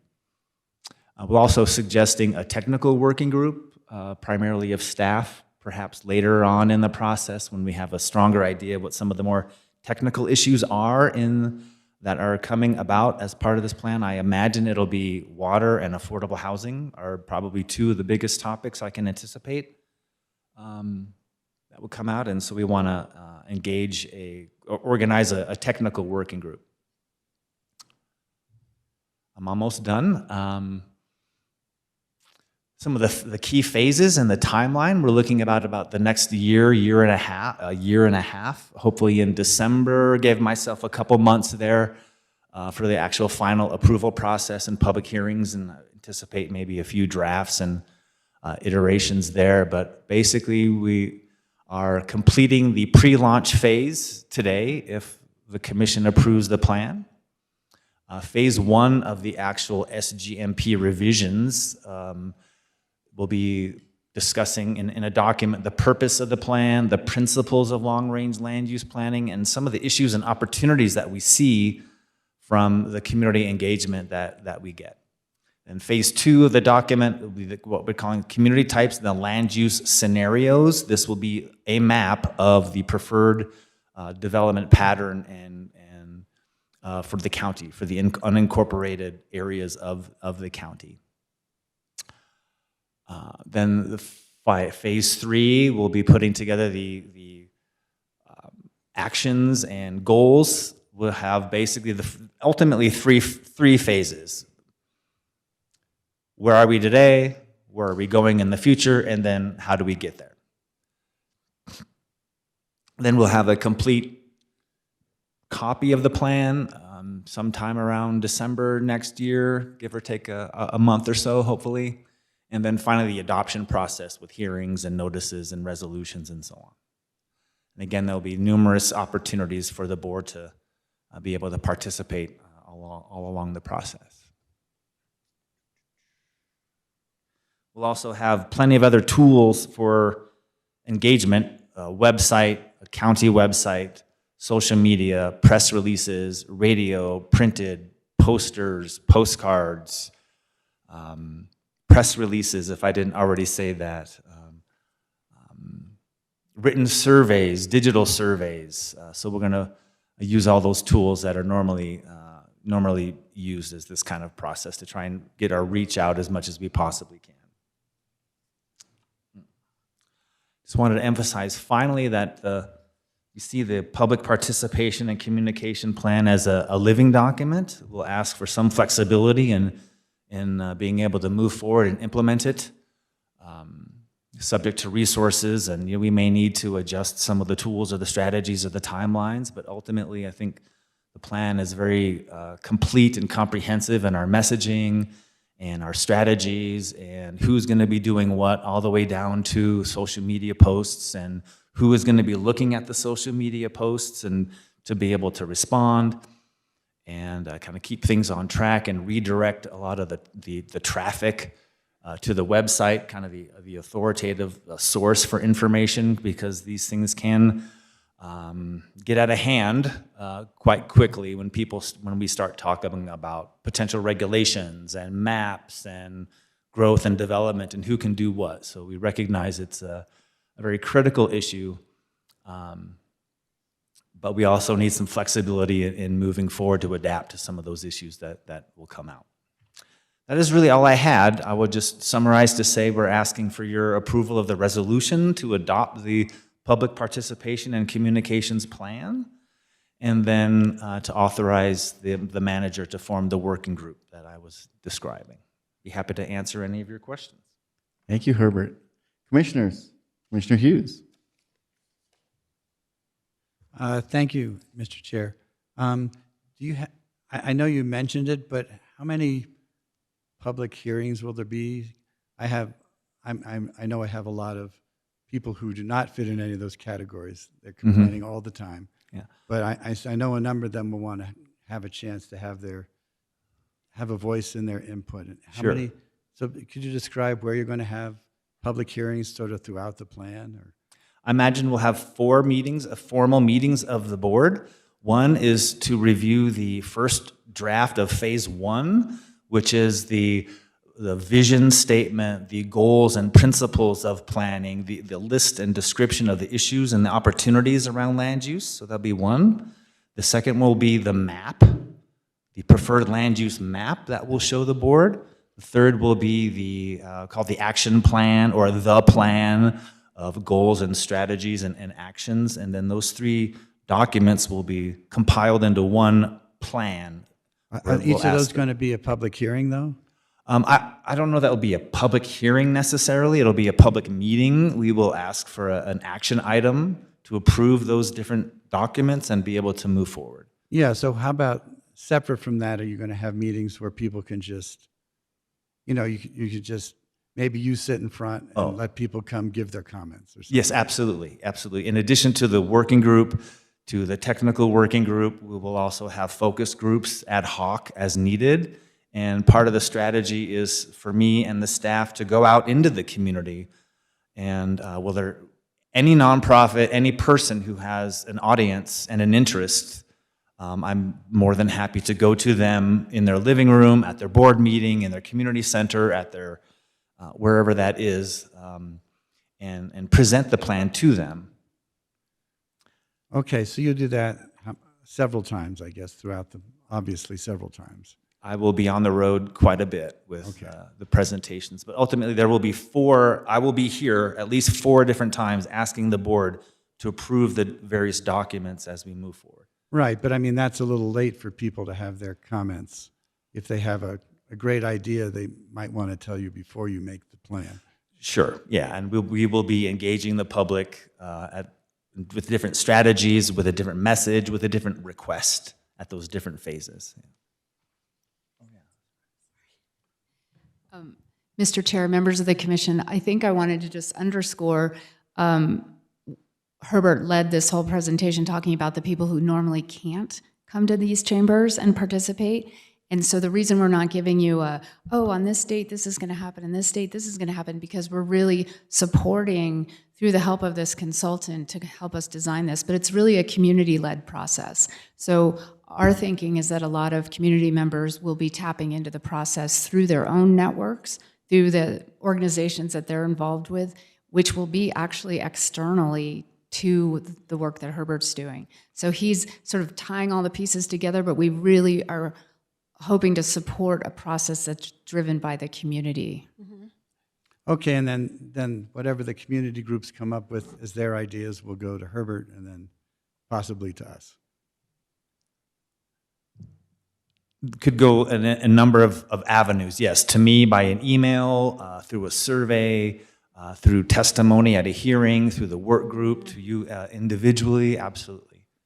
If I'll get Okay. So if I can recommend, yes, and give them the tools possible, right? Sometimes people don't know the answers to the questions, and so if you give them A/B testing and things that are preferences, they can say, I like this. Oh, I recognize this. I like this. Oh, I don't like this. And then it gives us some data to sort of work off of so that a community group that does get this plan then has tools to have similar questions asked across community groups instead of them going ad hoc for each of their things. I mean, they can still have ad hoc questions to it, but there should be some standardized questions that they can go to their community based. Anyway, I'm going to go to Commissioner Thank you, Bustamante. Chair. I have to say that I appreciate Director Ladd's standing up to say that this is really community-led. I also understand you'll be driving a lot, but what this document doesn't have as forcefully as I'd like, maybe forcefully is not the right word, but is clear, is all of the COs, ROs, I would say there's not a community that I represent that doesn't have their gatekeepers for their community. And I get that those, in this document, it sounds like they're participants and they will be part of it. But what Alexandra Ladd was just saying is that they work within their networks. I honestly, sincerely say, and going back and having this external group, those folks have to work out these details. We hear the arguments afterward of who got this plan through and why did it come through with this. If it's you carrying that ball in that network and not relying on organizations like the COCO and the CRO and the Valley Associations and all of those working already meeting groups, we've created more work for ourselves. And then quite frankly, for those of us forever, how long or not in these chairs is whenever something comes up in a plan that somebody wasn't a part of, and that community association led the development of their community plan, but now we're doing a bigger document and nobody negotiated with everyone else in the community, it creates havoc. So I think I would like to see the community organizations more prominent in the development of the onset of these community group organizations. One thing that I've seen happen is then there's a split. I don't get along with that group over there, so we're going to start our own group, and then there's going to be this. And we work with those registered organizations, and this is how it's going to work. If you need to get more information in, and if you don't like the people over there or whatever, then you're welcome to send me the text or the email. But please acknowledge that there is an organization in your community that gathers the majority of the voices in that community and has stood up for a long time to really work out those details because they'll fight in the streets. And I say that symbolically. There will be arguments in the community. So those community organizations really have to be first and foremost in how we're coordinating the discussion in those communities. And I have to apologize, I have to take a call. Yes, but ma'am. I hope that if you have any questions, but I beg for that. Thank you. Mr. Chair and Commissioner, we do have plenty of space in our plan for CO and ROs. We have quarterly meetings, and I will be going out to them to present to their boards about the plan. And just to Commissioner Bustamante's point, some COs have political issues internal to their community, right? And so the CO may not either be as diligent in outreach to their community, and there also might be people that don't feel comfortable within a community going to their CO meetings and so on. So some additional level of requirement and outreach so that we don't just depend on a CO for their first level thing. I think that's what I understood, and maybe that's so. Commissioner Kokari-Stone, please. Thanks. Well, this is wonderful, and I'm glad you've been looking forward to this for 2 years. I can see your handprints everywhere, as well as the team, and I thank you for your due diligence. One of the gaps I see, and we tried to address at one point with the Agua Fria Village Board and the growth management team, is the gap between what we do and what's in the growth management plan and what community knows as what I call sustainable growth management literacy. And we did some of that warm, let's bring the staff together with leaders, let's talk about what does this mean. And I think before engagement, there needs to be some sort of awareness literacy building to meet communities where they're at. You know, they have questions on, traffic. They have questions around river trails. And there's a divide between the no-do gap of what we do again and what the community knows as lived experience. And I'm wondering if you've been thinking deeply with your colleagues with growth management and how to bridge that divide, because it was a very successful meeting. The Agua Fria Village really liked it. I think the team from growth management walked away, and it was a sort of cross-training of sorts. Given those kinds of things, quite a bit of thought, yeah, and I'm not sure how to answer, but yes, we will look at every possible avenue, every method. Can we follow up on some further ideas on how to bridge that gap? Absolutely, Yeah. and put us in the equation of the working group. I can pull together people. I think we can have place-based conversations and place-based tools. I see under tools, it's mainly processes and meetings. But when I think of tools, I think all on the wall. I think I've created tools for having pláticas and community conversations that build community while you're meeting with community. I think of tools that help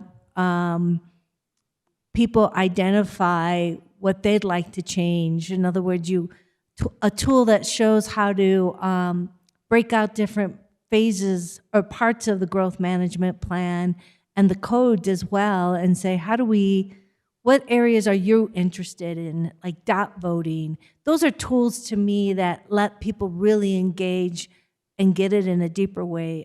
Tools also mean, and out of due respect, I'm so glad we had money to hire a consultant, but it was my understanding the consulting firm's from Albuquerque. That's a whole different ball of wax. We've got so many, and we're moving forward with it, and I'm sure they're excellent. But can we think about how we pay people with the expertise in Santa Fe that know our communities? Albuquerque, it's not Santa Fe. So I'm thinking that's already a gap. I'm here to support this. I applaud you. I commend you, and I want this to be successful for growth management, for you, Herbert, and for our communities. So count me in, even if we have a couple working sessions to think, I could bring some people to the table. I'm willing to help. Gladly accepted. Thank you. Great. Commissioner Kokari-Stone, I think Albuquerque is a lot closer than Denver, and I've seen consultants be brought in from way across the country. So at least Albuquerque, we could ask them to show up pretty quickly and not just be zooming in. And just to her point, I think that there's an opportunity for us to create a video, that it becomes that education thing piece that says, Santa Fe County is building a new SGMP. Here's how to get engaged. Let's go into like chapter 1 of this video is like a 2-minute presentation of what is the SGMP.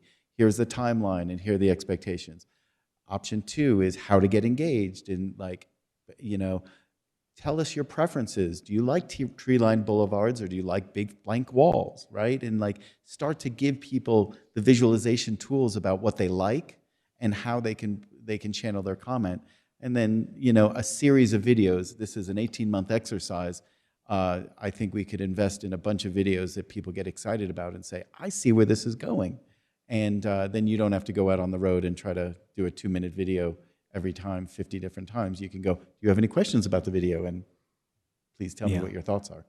Anyway. Yeah, Commissioner Green, I'm sorry, the video can travel a lot faster than I can. And yes, we do have plans for videos with communications team. And on that note, if commissioners have people in mind, either yourself or community leaders that you think would be good on a video or on a poster to highlight them and their story and ask them to spread the word through a poster, a quote, a video, that would be wonderful. Fabulous. Thank you. Commissioner Johnson. Thank you, Chair. So a lot of my colleagues have asked questions that I have also sort of contemplated. Just going off media outreach, because that's what we were last talking about. Yeah, I think, we saw the comms team do some successful videos about green waste recently. They're very engaging. The county, at least in my opinion, has sort of an established digital brand that I really appreciate because it distinguishes us from, other local governments. And leaning on that, I think, could go a long way. And social media engagement, Instagram, Facebook, Nextdoor, indicating that this is a sort of, there's a survey to take, and I think people appreciate that outreach, even if they choose not to click take survey. That goes a long way. So that's in support of that. I do like what Commissioner Green referred to as A/B testing. It could even be ABC testing, but we all get the idea. What does Flagstaff do versus Bozeman? Just taking kind of cities that have at least a similar something to Santa Fe. Bozeman does this, Flagstaff does this. What works better for Santa Fe, or are we all off the mark?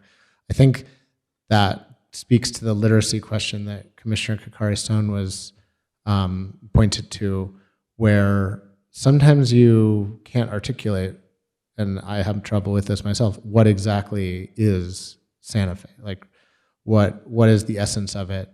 And when you can kind of plug in ideas to the future vision, it can be helpful. And obviously we have our own sort of flavor. But I think that's a good idea. And so I would recommend that as far as going through this process. I think observing the city's process, they did their code before their philosophy section, but now the philosophy section's overtaking the code section, and I think they learned a lot from those public engagement processes. The code is harder, and that's down the road for us anyway. But what do you want to see, and having something to draw on is critical.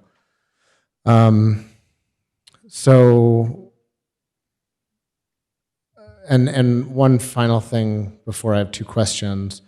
I think, although I don't want to put words in her mouth, but I think Commissioner Kakari-Stone was suggesting that there may be commissioner-led meetings, or at least commissioners-president meetings. And it sounds like she was.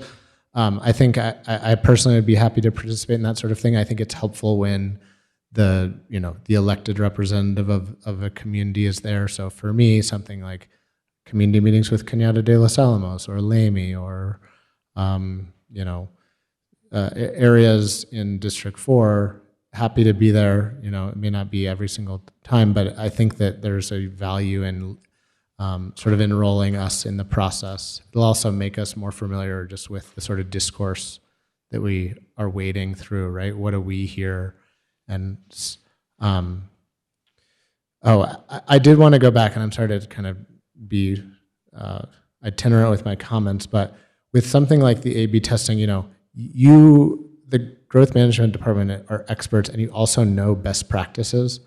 And so getting at the literacy question, you all have the most up-to-date information about like what works best for city and county planning these days. And so bringing those forward and showing sort of examples of where this works in practice can be really helpful, not just, the best practice is to, cluster development, not multifamily homes, and we should prioritize that. But say, I was going to say Tucson, it's really big. So I'll go back to Flagstaff. They did this and this, and it improved walkability in these spaces. And that helps me as a person who's even, just a little bit familiar with planning to kind of grasp, this could be, just down the road from here. And that is value added, not sort of diverting from a person's sort of precious image of Santa Fe. Because these are so fraught, right? Okay, so my rant is over, but two questions. Commissioner Kakari mentioned the consultant. I'm, have to sort of reveal my ignorance. I'm not sure who that is, but it sounds like they're in Albuquerque. Just curious who it is so I can just take a look. So that's question one. And then question two is, when should we have district nominations for this working group that the county manager will convene? And thank you for your work, Herbert. Sure, and thank all you. Of the growth Commissioner Green, Commissioner Johnson, the answer is Placemakers is the name of the firm.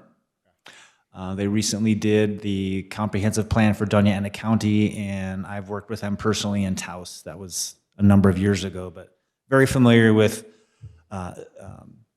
say, northern New Mexico and, say, the development pattern, the traditional development pattern of northern New Mexico, and no strangers to planning in New Mexico, especially with the public engagement.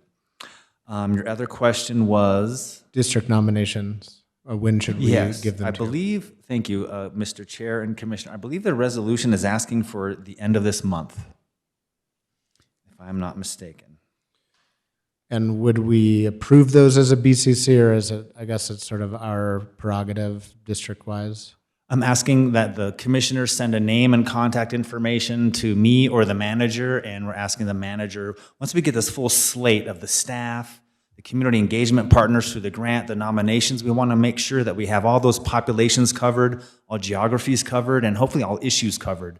We want that ability to take all the staff, the grantees, the recommendations from the board, and select those so that we have a full slate that everyone is represented in those underserved populations, and there's geographical distribution, and the issues are well represented. If not, we'll have focus groups to talk on those issues or with those particular populations. But I'm asking the board to give names to recommend. And our recommendation should be residents of our district. Is that Not right? necessarily, no. Okay, thank you. That's a helpful clarification. And it does say July 30th.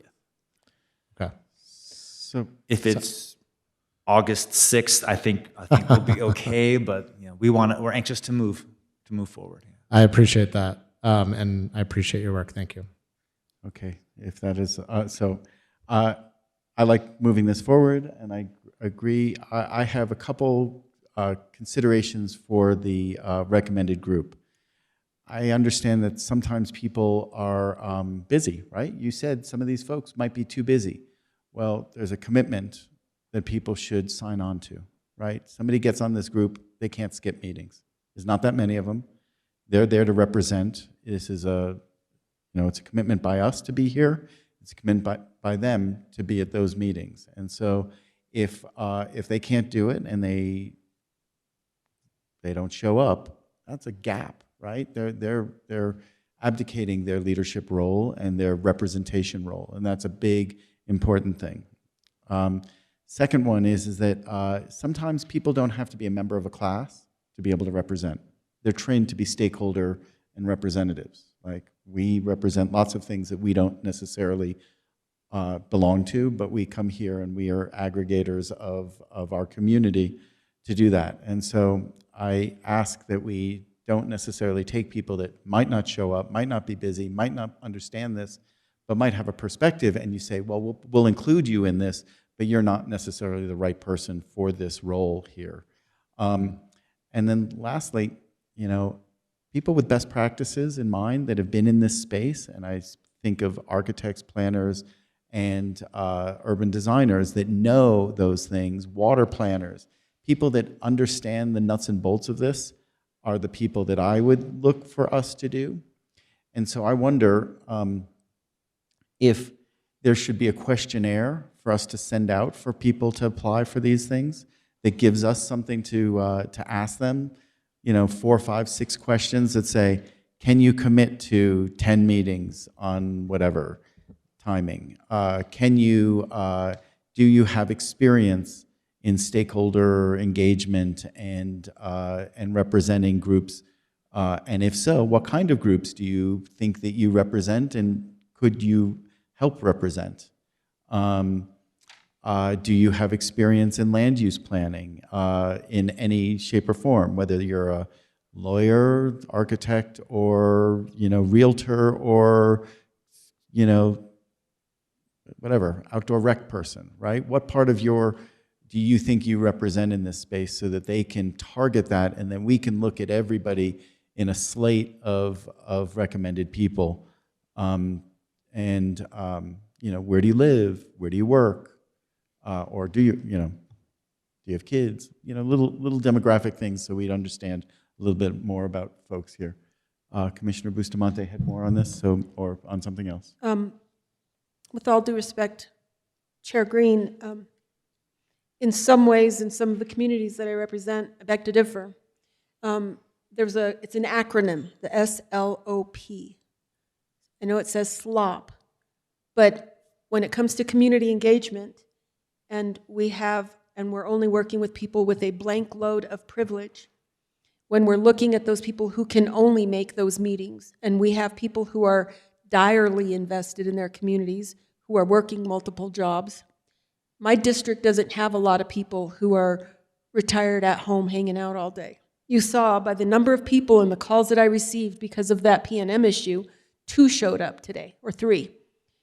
I work in a community that is highly have to work every day, all day. We want to have our voice in there, but how can I do that? You're having meetings once a blank every how often. That being said, I'd rather not direct getting those participants, at least not from District 3, from only those who have background experience. I don't care if an architect comes into the village of La Cienega, has years and years of planning, and doesn't understand what the values and beliefs and concerns for what is called a querencia, their place, their heart of where they've been from, and they have relatives who were born, and they have a whole different place and how they want to see and hope that their children and their grandchildren would be than someone with an architecture degree who's done it before in Portland. So, I'm saying that's what my difference is. So this isn't a personal, I have a different population. And maybe there are, but not in the community that I just heard from today. I mean, it's just, we've seen that. Folks come in, they have a whole lot of great ideas, and then they don't even live here anymore.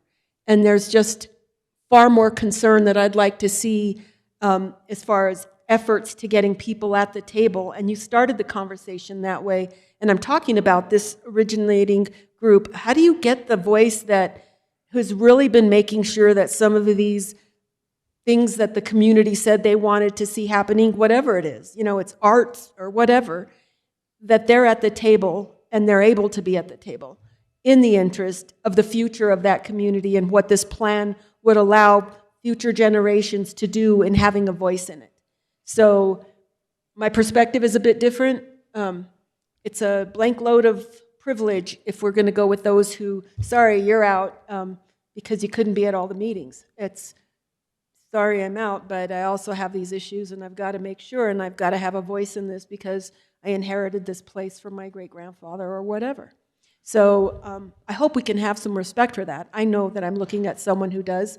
I just have learned that there are a lot of people in Santa Fe and Santa Fe County who have forgotten that there are people who generationally love and call this home and have. It's not about just getting here and not being able to feel that. People can get here and just feel that. I believe that with all my heart. And then there are those who just got here and want to change the whole thing. And I'm thinking that when we talk about community development and community planning, we're working with people who want to develop and plan the way people have seen the community to be able to be sustainable and when I say that, within family and infrastructure and what the community is going to look like, et cetera, et cetera, et cetera. Because it's about values and development, not just I went to Purdue and I got this degree and now I can tell you what to do with your house and how many walkways we should have around your neighborhood. So I appreciate that consideration. I could keep going on and just to be more annoying because then you'd never forget. But all you would remember was how annoying I was and not what I said. So I appreciate it. Thank you. Thank you, Chair. So just in response, they're not mutually exclusive, right? If you take a commitment to being at a meeting, that's better than somebody that might have the best of intentions but can't show up and voice that intention. So getting somebody that has that stakeholder management and ability to do that, they should be able to understand, and that should be one of those public participation and engagement things, the concept of teaching people about herencia and the generational traditions of our community and each individual community and other places. And it's not necessarily about people just arriving here with an architecture degree, but it's people who have both the ability to show up, voice it, engage the community, and appreciate those considerations and those priorities. So. Herencia isn't taught, it's heard, and with all due respect, it's about listening to people. So it's not about querencia. We're going to teach you how to do querencia, and then we're going to listen to you tell us how to live. And that's where I think we've had a big gaping understanding as peers on this commission. But I'll just leave it there. Right on.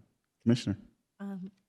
Chair Green, if there's no further discussion from the board, I'd like to move forward with the motion. Is that okay, or do we need further discussion? Were there any adjustments that wanted to be made, or you can? Okay. Well, I make a motion that we approve the resolution on public participation and communications plan for the revision of the Sustainable Growth Management Plan, directing its implementation and establishing a working group to support the planning process. And I second. We have a motion from Commissioner Kokari Stone, a second from Commissioner Hughes. All in favor say aye. Aye. Any opposed? Hearing none. Plan away. Thank you. Appreciate that. Folks, we usually take a break around 3:45. Are we okay taking? Let's take 14 minutes. 4:20, come back? Yep. What? You got to go? If I may, no, I don't have to go, but Jimmy Gunn, I'm next on the agenda, I believe. He is Yes. the acting airport manager. Yes. He's online, Oh, and that if I really rely on him for questions about the airport. okay. And I'd love to see his presentation, so we should definitely. Very brief, promise. It's a big topic. I just know that Mr. Gunn needs to leave at 4. At 4, he's already late. So, okay. Well, there he is. Okay, well, great. Let's keep moving. Okay, then. Okay. Well, I'll. I apologize. Thank you. I wanted to take advantage of the time while he's here. Gosh, it was more than a year ago that the board appointed me to represent the county on the Airport Advisory Committee. I've been doing that. We've had a couple of advisory group meetings, and there have been a couple of public workshops, and I thought it was about time to come to the board and give you a brief update on what's been happening with the airport master plan. And I mentioned Jimmy Gunn is online to help answer questions. Just had a very brief update for you this afternoon. The airport master plan is a plan for long, short, medium, and long-term improvements to the physical environment of the airport based on kind of demand forecasts and the impacts to the surrounding communities. The last time the city adopted a airport master plan was in 2018. The master plan will be approved by the FAA and the city, of course. Beyond that, any improvements that are recommended in the plan also need to be approved by the FAA. So the plan itself is, I don't want to say just a plan, but the recommendations and improvements all are subject to further approval and environmental and funding and so forth by the FAA. The plan itself includes a few critical phases. One is the inventory of existing conditions. That's already been completed. It's in your packet. The demand forecasts, those are already complete and in your packet. Essentially, the anticipation is that the airport has been growing and it will continue to grow. So the question is, how does the airport grow and improve its safety and services and improve and address the impacts to the neighboring communities? Future phases are the recommended alternatives, financial analysis, and the plan itself.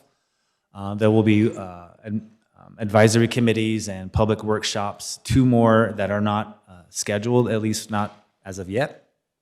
Let's see.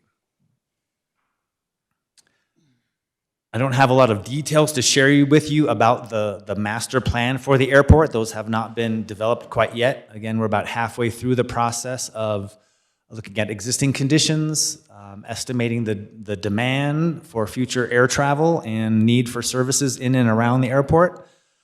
The next steps will be the actual plan itself, financial analysis, and the master plan for the specific improvements on the property. I don't have much else to tell you other than Jimmy Gunn is here.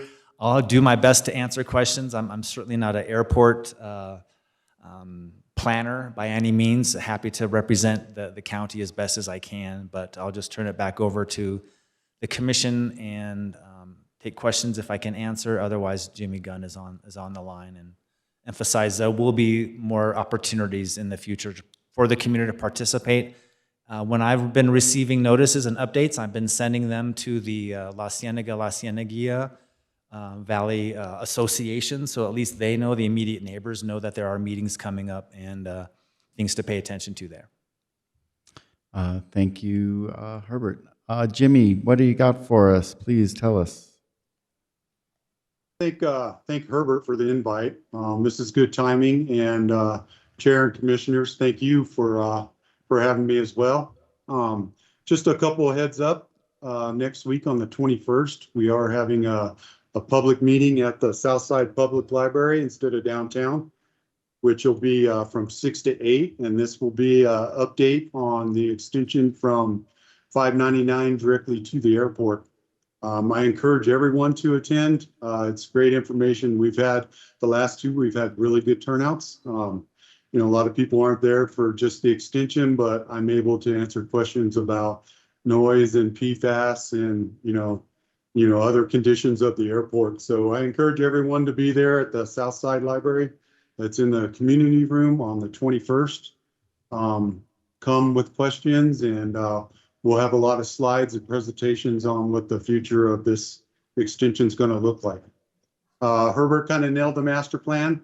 That's something we rely on heavily as an airport, and large organizations also rely on this. This is a projection, usually a 20-year projection, and this is how we get our money from the state and from local authorities and from our regulatories as well. It's kind of like, here's our proof. This is why we need money for this and grants for this and, CIP funding and such. So it's well needed. The airports have changed quite a bit in the last 10 years. So we thought it was needed, and hopefully we'll have a public meeting for this either the end of August or beginning of September. I just want to make everyone aware that safairport.com is the Santa Fe's website. On that first page, if you scroll down to the bottom, every public meeting we hold is listed down there, and it has the agenda and the information we'll be covering. Okay. Yes, go ahead.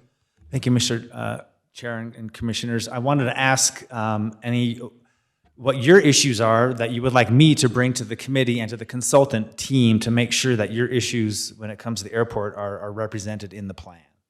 Great. Commissioner Bustamante. Thank you, Chair. Thank you, Herbert Foster, and thank you, Mr. Gunn. I have to ask, Mr. Gunn, are you at all related to Russell Gunn? Russell Gunn is actually my uncle, yes. Well, look at you. Yeah. Who is Russell Gunn? Russell Gunn is his uncle. Oh, well, okay. Thank you for the reciprocal of that. But I think we just clarified. Why is he so infamous? He was a police officer, I think a state police officer, and he was a graduate of Santa Fe High, 1981. We were all great. Excellent. Anyway, he was a good guy. He was my friend. He was a friend. I do want to say, I'm actually quite grateful for what the airport provides. And this past 2 weeks has been really difficult with regard to issues of environmental justice in La Cienega. And I did go 2 weeks ago on a Friday to the mayor's meeting at the library with a constituent who was having concerns and issues with the planes coming off and going a lot lower to her, over her home. Years ago, the airport was welcome. It was, World War II, everybody wanted to stand up and save America and save democracy, and here we are. As the airport changed hands, statements had been made that nothing was out there when the airport was taken over by the city. And I go back to, this is why the environmental justice issues of this area are so painful. If it was nothing that was out there, I will say that there were people living in what is now a museum at Las Golondrinas, and they weren't nothing. They were my grandparents. The people who were at Ojo Santa Fe were related. The people who ran cattle through La Cieneguilla were related. These weren't nothing. These were people, and environmental justice matters. But I say this because we're in this era of this new administration federally that says It doesn't exist and it doesn't matter. Now, getting back to that, and I have to convey this like what I'm hoping you'll take away from this is to always keep in mind, when I looked at the report, it shows going out as far as, and I'd have to open it again, but it shows Cerrillos and Madrid. And then there is a map that says Los Pinos, but it says nothing about the La Cienega, La Cieneguilla communities. That exists. Put them in the map. There are people there, they exist. It used to be, and there's one guy, Mr. Gunn, I hope that somebody will, he has a Russian MiG, and that Russian MiG, I see you nodding, is a nightmare. It is blast, windows rattle, it's horrible. But something that happened last month, I believe it was last month, if not it was the month before, because it's not supposed to happen, and when we all got ruffled up and fought big airplanes, and then Mayor David Koss said, I really understand that the bigger airplanes are less loud. And we all said, well, we're going to have to take your word for it because you're going to screw us anyway. Sorry about the language. So the bigger planes went in, and honestly, I hear it, and it is the sound of freedom. It's like, wow, I get to drive right out my back door, I get on a plane, and I'm free because the planes go, and you're gone, except for the Russian MiG. The little planes are like motorcycles over your head the whole time. That being said, the larger planes are not a problem unless, like the woman I attended the meeting with the mayor, they're not following the pattern that had been identified or defined for leaving the airport. And I understand from Mayor Garcia that it is going to be adding, I guess, another schedule, and it's growing. Again, it's a sound of freedom, yay hooray, but keep in mind that there is a community there, and it is because of the airport. It is because of the lease to the National Guard by the city of Santa Fe. It is because of the Santa Fe wastewater treatment facility that we have the PFAS issue. And when I say it's been a tough couple of weeks for environmental justice, harsh words to say, but when you put the wastewater treatment facility next to the airport and then you have the city and you put it into a biological system, literally, the crap lands in this community. We are the back end of Santa Fe. And I'm begging, I'm pleading. It's the only sword I want to fall on this lifetime. And maybe not. I don't know. We'll see what comes up. But the fact is, how do we have some more consideration for the people in the La Cienega, La Cieneguilla area? These are real people. Yes, it existed long before the 1940s.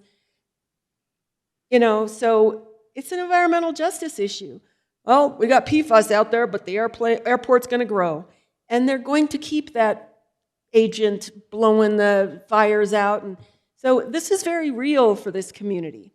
I can get the sense that I walked away from a presentation yesterday that's looking at environmental caucus, and I feel like I'm the pain in the rear, and I'm saying, then I have to be. Because when I look at these people, especially the way people came together over this electricity issue, which is what brought everyone together over this conversation, the airport's also a place where I see these people and why it's that important to have them at the table when planning is happening.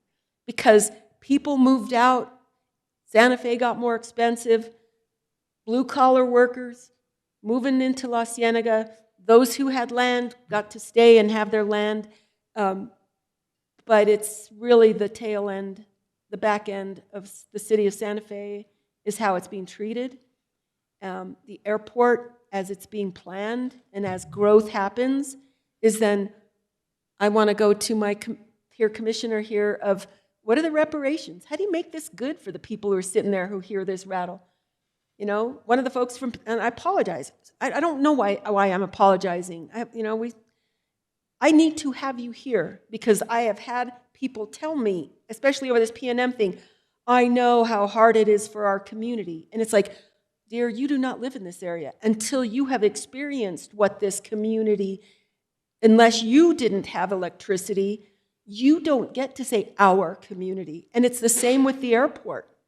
The airport, if we're going to go ahead and hear that rush off every morning when it used to be mostly just motorcycles over your head, what is it that makes it good for this community?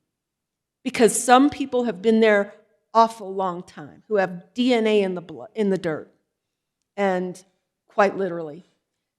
That being said, I am asking, I'm stating, I'm looking at Russell Gunn's nephew and saying, please acknowledge that that community was out there when you were a kid too, Mr. Gunn. That community needs to be on the map that you show, and not just Cerrillos. Look at, oh, we're serving all these great communities, but we're on the front doorstep of La Cienega and La Cieneguilla, and it's not even on the map. That's what I have to say. I could go on for another page, but I'm just going to repeat myself, and I hope that that consideration will be made. It's an environmental justice issue. It doesn't really matter what this particular federal government thinks of environmental justice, but people who do not have the privilege of other means that a lot of people have are the back end, take literally the fecal matter from this city, because they don't have the privilege of living far enough away to be on the blue bus to come in. Let's just stop and let's figure out how we're going to bring some fairness. And I'm going to go ahead and say, I'm going to say reparations are at hand, but what do we do to make it fair to the people who've lived there? The good news is you also heard that there are a lot of old people there, so maybe the new people there won't mind it as much, but it's just not cool. Thank you. Thank you, Commissioner Bustamante. Commissioners? Commissioner Johnson. So, Mr. Gunn, thank you for joining us. Herbert, thank you again. I mentioned this earlier, but I think, and Commissioner Bustamante just mentioned the blue bus. I think a public transit shelter needs to be contemplated in this plan. I have not read this 100-page plus document in full at present, but that the ability to to provide connectivity for people. This also increases, our sort of, it adds to our sustainability goals. The airport, I have some fond memories of Santa Fe Airport as just the easy airport to walk into. You could basically park outside and be inside the terminal in minutes. I think striking a balance there between that sort of small town feel and the sort of improvements that could be funded by the FAA and things like that would be critical, but also, reducing our need to drive there and to provide folks coming in and leaving from that place with a public transit hub, a shelter of some sort, and that may already be contemplated, but I just wanted to say that I think is an important community asset. Thank you. Thank you, Commissioner Johnson. Commissioner Kokari-Stone? Thank you, Chair Green. Thank you, Herbert, Mr. Gunn. I just, one comment in support of what Commissioner Bustamante is saying and others who live in the area is that we want to build an airport for accessibility for people who live here, not just a tourist port. And I think that's the difference. And I admit I do fly out because it is more convenient, but people need to get to MD Anderson. They need to get to medical care facilities, Mayo clinics, our people in the north, people in the surrounding area, and I think it should be an airport that becomes a hub also for economic development, for people who live here, for growth. Usually when I fly, people are flying into Llano to interview. People are coming from Dallas. It's all tourism, mostly some business, a few locals. And that's what I see. Denver is a great hub, too, for economic development. We should be connecting families and communities. And I hope that the plan considers all that. And at some point, if there's growth without parameters, it's definitely going to overstep the area and the ecosystem there. And so I guess my question to Mr. Gunn is, as you're engaging with people with the plan, when's enough's enough? And, consider when you're on that airplane, you see those little prairie dogs. That's the only place they got. But there's also people impacted, right? And those are just signs that it's good that it's improved and grown. But again, what are our parameters? And I think we need to have an endpoint in mind. And there's only so many things that could fit into small spaces before it encroaches and becomes very disturbing. So I just want to put those comments out. Thanks. Thank you, Commissioner Kakari-Stone. Commissioner Hughes. Yes, just real quickly, I did want to support what Commissioner Bustamante said, that the neighbors for the airport should really be taken into consideration. And yeah, I think it's unfortunate that a lot of times La Cienega is sort of seen as, well, nobody's there. And I think I know none of us take that account, but I think that has been in the past the way people treated La Cienega, and we should be careful. Thank you, Commissioner Hughes. I too want to work along those lines. You know, La Cienega, some of the pueblos have had some concerns. Also, you know, just a full chapter somewhere in the report that goes community by community for impact mitigation, right?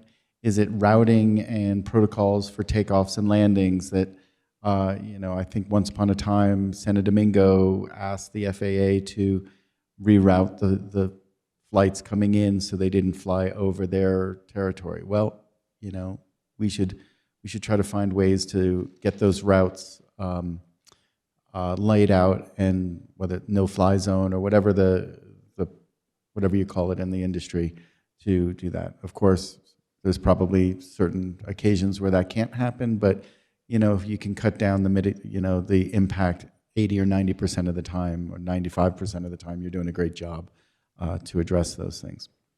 You know, I know we've had a big growth in commercial aviation. I love being able to fly out of Santa Fe. It's my preference when I get a chance. But I also know that it's starting to have some impact on the fixed base operations and general aviation operations there. And you know, I think the locally owned FBO got sold to a national operator, and I think that is potentially a risk for our local operators and folks that want to utilize the facility to get affordable service and to get affordable fuel. And so to make sure that local pilots and people that want to be a part of that industry, you know, because they, you know, fly medical flights, or they fly, you know, they fly us over a burn scar to go see what the condition is of the Calf Canyon fire. Those are resources that are done by local pilots. These are not things that are necessarily coming from Albuquerque or from other areas way far away. And we want to maintain that local base of community pilots, and to make sure that that is a stakeholder group that you're reaching out to in terms of what they need and how they can, you know, fit in with both commercial aviation, you know, the private jets that come in for wine and chili fiesta, as well as just the locals that want to be, you know, way above my price range, but, you know, there are local people that want to be pilots, and that's great, and we should encourage that. I would love to see, this was a little less than a presentation as much as it was, you know, giving us this opportunity to read a 130-page report. It would be great to understand, you know, what some of those investments are going to be in the next few years, and the grant writing that's going to go behind that, and whether there's some support that either Santa Fe County or North Central New Mexico Economic Development District or whoever can help the airport with its grant writing, if they have everything that they need to grant write into those spaces. I've heard people talk about 737s as a next possible airplane equipment upgrade. Is that something that's realistic? And if so, what would it take? And how long would it take to get there? Also, the big complaint that I hear from constituents is not necessarily trying to get another airline, but actually trying to get what I would call cancellation resiliency. When a flight is canceled from Dallas or from Denver, you sometimes have to wait a day or two to get rebooked. And there's got to be some, you know, having only one flight a day from a certain destination, or just two that are fully booked, sometimes means that if some weather thing happens, that disrupts plans for days, And if you're, coming home, that might be easier, not convenient. But if you're going on vacation or you're going on a business trip and you want to use the Santa Fe airport, that risk is sometimes too hard. And so finding a resiliency plan to make sure that there's capacity to deal with that and to get the airlines to work on that. To Commissioner Johnson's issue that we've talked about, making sure that intermodal transportation connectivity is there. I know, Mr. Gunn, you and I spoke about the connection to 599, and I do want to reiterate that the developers of the land adjacent to the 599 exit have an obligation to build that connection. And whether the city decides to do it and then charge them back and, or whatever, I think that should be laid on them, and that should be laid out to the city so that they understand that they have people who committed to building that and yet haven't completed that. And then lastly, what can the county do to help? Like, where do we sit in this? Are we just getting a presentation? Is there something that we can do with our, planning, with our infrastructure, with our bonding? I read in the report that once upon a time, the city came to the county for bonding capacity. Maybe that's something that a role we still have to play in this. Maybe not. What role can the county do to help this? I give an example of training programs at the community college. We fund those programs. Is there something that helps the airlines or the operators at the airport, people, mechanics, or airplane conditions, whatever the job is there a ProTech sort of program that we might be able to fund over at the community college to help the success of the airport? And Mr. Gunn, if you have any answers to those things, that'd be great. But if not, Herbert will pursue these later. No, thank you, commissioners. All that is, they're great points. They're items that I've tried to address and have addressed some and continue to address. That right there, job fair would be great. Something we could put together. Our airlines and even some of our FBOs look for employment, career paths, things we could help out with that. Or you folks the commissioners could help out with that. The sound and the environmental impact and all that's great stuff. That's what I'd love to hear. We, as an airport, we strive on trying to work together with the communities that surround us. And I think the last 2 years, not only just my public outreach, but our staff and FBOs have been more than you've seen in the past. So we want to continue to do that. I look forward to seeing all of you on the 21st at this public meeting for the extension of the road, and we can have deeper conversations then too. That's fabulous, Commissioner. I apologize. I do want to make mention of the one exciting thing that I didn't anticipate a couple months ago was when the plane crashed into Ojo Santa Fe. I mean, you know what? They do crash in our community.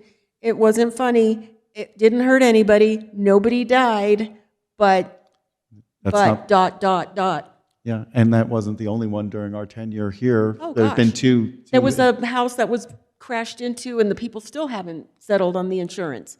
So, yeah, I mean, I just think that's important to recognize the risk that this community is also put in. Absolutely. But thank you for the opportunity to share that one. Of course. Commissioners, anything else? Mr. Gunn, thank you very much. Herbert, thank you very much. Good luck with the airport. Please take into consideration all of this. If there's another update possible in a few months to understand a little bit more detail, more in a presentation form, right?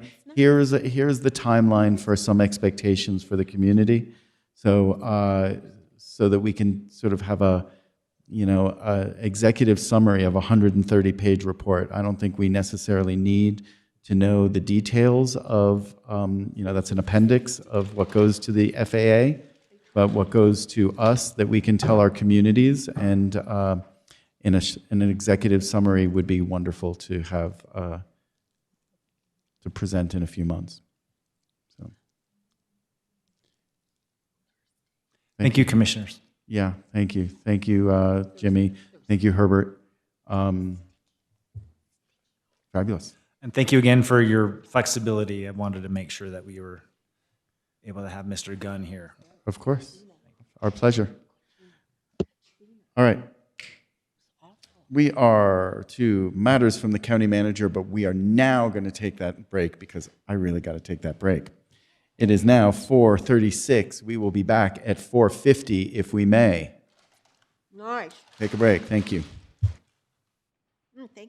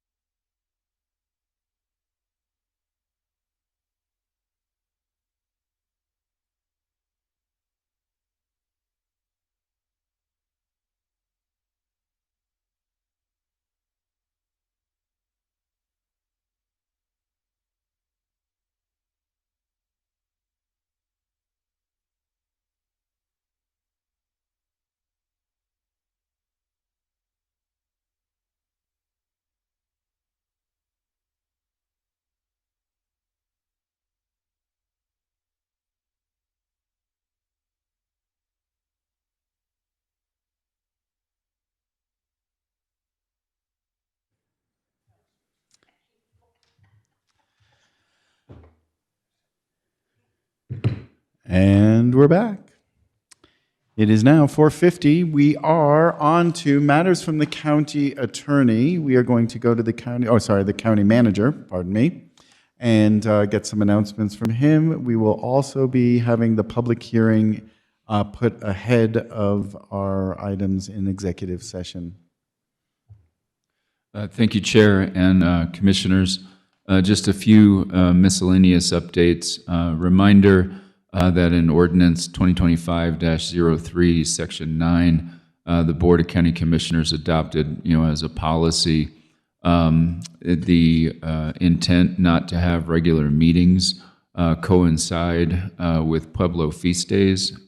That is why our meeting today, the first meeting of the month, is being held on Monday to avoid a conflict with a Pueblo de Cochiti feast day. And then looking forward to the second meeting of the month, it'll be held on Monday, July 27th, rather than the 28th, in order to avoid a conflict with a Pueblo of Pojoaque feast day. So again, just a reminder to the public, primarily as to why our July meetings were shifted forward in the way that they were. Secondly, we do have the first county-city governing body joint meeting scheduled for Thursday, July 30th at 1 p.m. In the Commission chambers. Thank you to all of the county commissioners and city councilors, who completed a pre-meeting survey to help staff prepare, for that meeting, and look forward to providing some useful information based upon the priorities as established in those questionnaires, as well as an effort to avoid duplicating ongoing planning efforts. Finally, Sara will be reaching out to you to identify a date for a very short potential meeting to hold a public hearing to consider reinstating the fireworks ban. The staff of the fire department anticipated monsoonal rains to have arrived. In addition, there was an expectation that fireworks season would not extend beyond the immediate time around the 4th. However, the fire department has received reports of fireworks, and given that the rains have not yet materialized, we would recommend holding a potential special meeting in order to reinstate the fireworks ban. And again, Sara will be working with you to find a very short window of time in which to hold such a special meeting and conduct the required public hearing. Separately, our fire marshal will continue to evaluate options both under the fire code as well as other extra existing authority options to continue to safeguard and reduce the risk of wildfire. So those are my miscellaneous updates. Thank you, Chair and Commissioners. Thank you, Manager Schaefer. I do want to ask, when we do, maybe more for the future, but also for this time, if we can start coordinating with our Pueblo partners and the city of Santa Fe to see if we can ban the sale of these.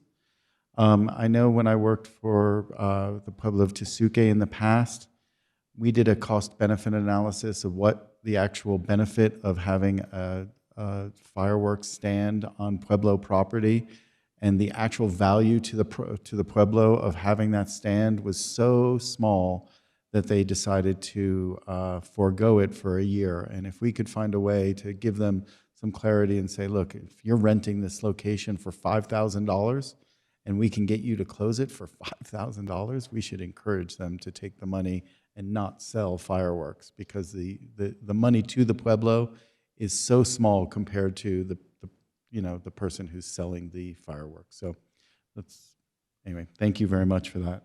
Yes, sir. If I could add, thank you, Chair. Manager Schaefer.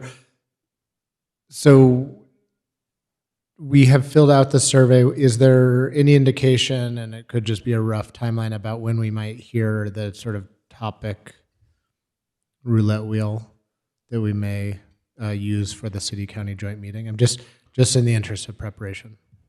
Thank you, Chair and Commissioner Johnson for the question. We've met at the staff level with the city manager and the deputy city manager, as well as myself and Stephanie Stanzel. I think what we are going to suggest is looking at the areas of potential interest that have been identified, looking at ongoing efforts that are already underway, and then responding to the consistent theme of actually seeing, something productive come from these meetings. The intent at the city manager and county manager level was to provide sort of a deeper level setting dive on 3 topics that we think meet both the area of shared overlap from the questionnaires, don't duplicate with other ongoing efforts or aren't dependent upon other ongoing efforts that are underway, and that we think are timely in the sense of, you could see some significant forward-looking momentum being accomplished in a period of 6 months. And the recommendation would be that the governing bodies focus in, again, with respect on one area to kind of prove the concept that, this manner of joint collaboration can timely produce tangible outcomes. So we're working to refine those things and would hope to, put out the agenda with those topics, as well as packet material with those, again, briefing documents no later than a week before the scheduled meeting. That was the way in which we hoped at the staff level to take the feedback that we received via the questionnaires, synthesize it, but then also respond to the stated and consistent desire to see practical results come from this, to try and zero in and focus on at least an additional test subject, if you will. I hope that answers your question. Yes, thank you, Manager. Commissioner Kokari-Stone. Yeah, thanks, Chair Green. County Manager, I know that they had very low participation on the city council side, so my goal is to get 100%, so I don't know if Stephanie can send out the questionnaire to the 5 of us again, in case one of us missed it. That would be great. And just to emphasize, it'll save a lot of time if folks can fill it out. I think they have so many more of them than us, and I don't want it to get unwieldy with things. People start, it seems like we're gonna have to do some forming, and then norming. And the forming would be like, how we all gonna, what's the dynamic that's gonna happen when we're all in here? And that, I think that'll take some strong facilitation by the mayor and the chair here. But maybe you can also set up some potential procedural guidelines on how we can do that forming together and put maybe some suggested time slots. I don't know if that's allowed per Open Meetings Act, but I think that would be good. Thank you for that feedback, and we'll send out through the city team reminders to those who had not filled it out, as well as to any commissioner who has not. Thank you. And I was thinking about space too, County Manager. I mean, if we're all on the lower level, I think it will be more an equity distributor. We intend to have it a U shape where all of the, the entire governing bodies are at the same level. Thank you. Commissioner Bustamante. Thank you, Chair. I think all of us have heard, or possibly all of us have heard, mixed reviews on how this could go. There have been previous commissioners who said, yeah, we tried it, it didn't really work. But I met up with City Councilor Wurzberger, a former city councilor, and she offered to actually speak to it and offer anything because she felt it was very successful and it's what's established the BDD. So That's an earlier version, right? That's a way back. Yeah. Yeah. Well, and yeah, she was a city councilor way back. So she offered to be present if anyone's amenable, but Absolutely. she offered. So Great. Thank you for that. Commissioners? No? Excellent. It is now 5 o'clock. Hey, we did that perfectly. Jonathan, we have a public hearing for you. We have item 11. Nope, sorry. We have item 13, an ordinance amending section 12-7.4 of the Sustainable Land Development Code, ordinance number 2016-9, related to the governance of public improvement districts to allow the BCC to appoint members to serve as board of directors. Jonathan, thank you, Mr. Butler. Good evening, Chairman Green, commissioners. Thank you once again for the opportunity to stand before you. On February 10th, 2026, the Board of County Commissioners approved Resolution 2026-028, approving the application and petition submitted by Essentia Holdings, LLC, and Santa Fe Land Development Partners, LLC, for formation of the Essentia Public Improvement District pursuant to the Public Improvement District Act and the Sustainable Land Development Code. During the implementation of the Essentia PID, staff identified that Section 12.7.4 of the SLDC requires the Board of County Commissioners to serve as the Board of Directors for the Public Improvement District. At your May 26, 2026 regular meeting, the Board of County Commissioners authorized publication of the title and general summary of the proposed amendment to Section 12.7.4 of the SLDC. The title and general summary were subsequently published in accordance with applicable statutory requirements and listed in your packets as Exhibit C. The Community Development Department requests adoption of an ordinance amending Section 12.7.4 of the Sustainable Land Development Code, ordinance number 2016-9, related to the governance structure of the Public Improvement District. Currently, the SLDC requires the Board of County Commissioners to serve as the Board of Directors for the PID, and the proposed amendment would instead authorize the Board of County Commissioners to appoint members to serve as the Board of Directors of the Public Improvement District, consistent with the county's Public Improvement District guidelines in Resolution number 2006-40.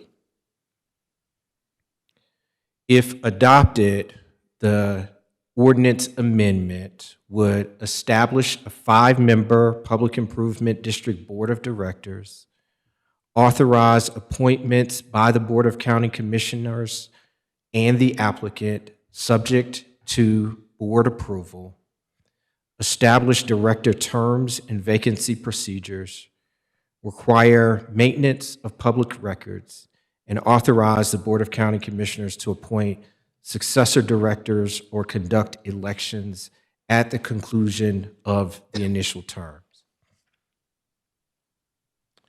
Following the ordinance's effective date, staff will return to the board with a separate resolution appointing the initial board of directors for the Essentia Public Improvement District and establishing director compensation in accordance with the amended governance structures.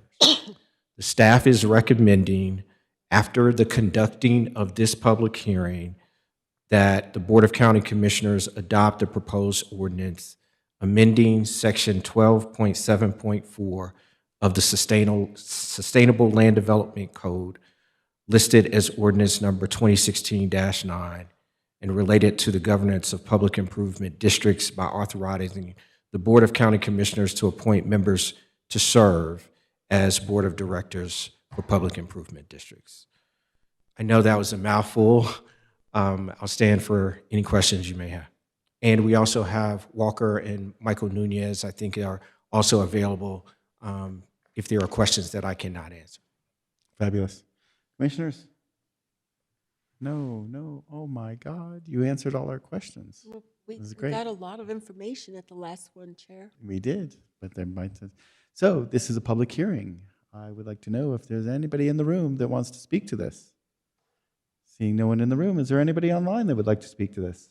Mr. Chair, it appears nobody online is raising their digital hands. Fabulous. Okay. So, yeah, that's right. So, so I do have one question. When would we be soliciting and selecting people to serve on this? Yes, it is our intent to bring that at your next board meeting. We have some conversations that we are having regarding who we might recommend as representatives from the county to serve in the designated 2 seats for county representation. Once that is finalized, we are looking forward to submitting that to you all, and we anticipate that happening at your next board meeting. Okay, sorry. Let me officially close public hearing. There's still nobody online to speak to this? Mr. Chair, yep, nobody online is raising Okay, their hand. wonderful. Thank you. We'll close public hearing. So at the next meeting, so are those 2 expected to be county staff then? So we have been having the discussion. I anticipate that will be the recommendation, but I can't confirm that at this moment. Do we have a mechanism to solicit and to open this to the public? Well, there is one slot that is slated based on the amount of people who would be selected that could be selected by application. And in the future, is there a requirement for advertising for that, like we do when we want to put somebody on the planning commission and we solicit? I'm not sure. Walker, do we know that answer? Chair Green, I also should just add as an aside, the attorneys for the Essentia Public Improvement District are online and able to answer any questions you have about the Essentia PID specifically. But the Public Improvement District Act contemplates that at the end of the initial term of the appointed PID board members, there will be residents living in the PID who can seek election to the PID. And so that's the I think, statutorily desired outcome is rather than the board soliciting applications from interested members of the public, that there just be an election. Is there a formal mechanism that we would require for solicitation to make sure that everybody that would be a part of that community, a stakeholder in it, would be contacted and said, if you're interested, we have an opening? Chair Green, let me ask a clarifying question. Are you talking about the appointed members that would be appointed pursuant to this provision of the SLDC, or are you talking about potential elections by residents of the PID? I think, well, maybe both, but I think in the future, when this gets turned over to much more community-based thing, is it just sort of like a secret thing that, hey, we missed these board elections and how did I miss that? Or is there a notification obligation that to solicit and to tell people that there's openings or terms are up or so on? Chair Green, I think that the PID board, once constituted, is going to have primary ownership of the process, whereby they would seek to either solicit, replacement members, but more to your point, the election of PID, Public Improvement District residents to represent themselves and their fellow residents on the board.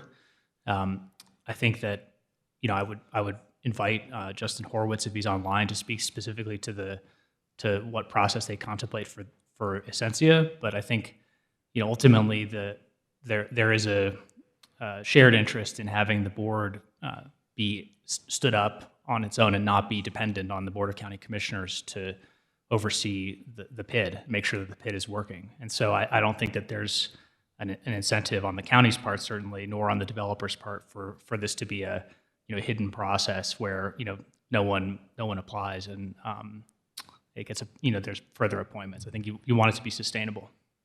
I agree with that. I'm wondering, is there something in an ordinance that seems like that we could require this and any future PID to make sure that they go out to stakeholders and at least advertise to people that are members of that PID? Chair Green, I think that the language in the proposed amendment to the SLDC is capacious enough to, I think, allow for that desire to be followed within the resolution that the board is going to. I mean, again, in creating the public improvement district, so the resolution you all adopted in February, there's going to be provisions in there that are going to treat the issue of governing body functions and selection, but also when the board is appointing members at the end of the month, certainly that could it may be possible to add further direction at that point. I just think it should be part of the ordinance, but maybe it just becomes a one-by-one every time a resolution comes forward. Any thoughts to that or anything else? Do you care? Okay. It sounds like it should be part of the ordinance. Is there... Chair Green, I think as presented, I agree with what the content and the approach that's on the table, so we can move forward with voting this, so it can move forward. Okay. I just want to be careful, but okay. Commissioner? I'm just going to make a motion to approve the resolution. All right. I second it. We have a motion from Commissioner Hughes, a second from Commissioner Kokari-Stone. Sorry, it's an ordinance, not a resolution. For the ordinance, yes, as presented with no amendments. Do we have to do a roll call on this? Yes. For an ordinance? Yes, please. Commissioner Hughes, Yes? Commissioner Johnson, Yes. Commissioner Bustamante, Yes. Commissioner Kokari-Stone, Yes. and Chair Green. Yes. Thank you. You have an ordinance. What's that ordinance number? That ordinance number Thank you. is 2026-07. And quickly for the record, there was a resolution. It was 8D, and we didn't read that out loud. That resolution number is 2026-096. So for the record, that was 8B as in boy, or 8D, sorry, D as in dog. As in dog. Yes, ma'am. Thank you very much. Sorry about that. Excellent. Okay, let's go to items from commissioners. Commissioner Hughes, you're up first. Thank you. Yeah, I just have a couple things which I made notes of somewhere here. One is that Commissioner Johnson and I are working on a resolution for the reopening of the reuse center at the transfer station that's actually in District 4, but a lot of the volunteers are from District 5, so that'll be coming up in either the next, probably 2 meetings from now in August. And now I got to see what else. Oh, I was just going to mention that the Solid Waste Management Association has been blasting rock out of the area they want to make a new expanded landfill, and that's very exciting. But that's it. Fabulous. Thank you, Commissioner Hughes. Commissioner Johnson. Thank you, Chair. Yeah, not much going on. As Commissioner Hughes mentioned, working on how to reopen the reuse center.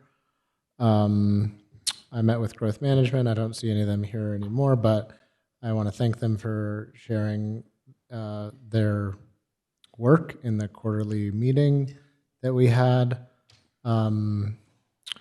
I also had the opportunity to meet with the U.S. Forest Service of the Pecos District in regards to the use on the forest road through Cañada de los Alamos, and that's where the Pilado fire was, and sort of efforts to heal some old wounds between some trail building that happened in the community there, and that was very productive. The Forest Service, I was impressed with how they had moved to resolve that, so I look forward to that progression.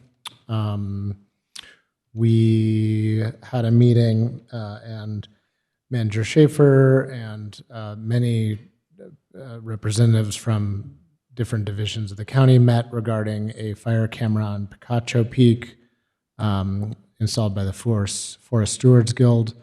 They have that camera up and running, and it looks good, and I'm looking to support them And so this was just an initial conversation to understand what the county's capacity was or is for that.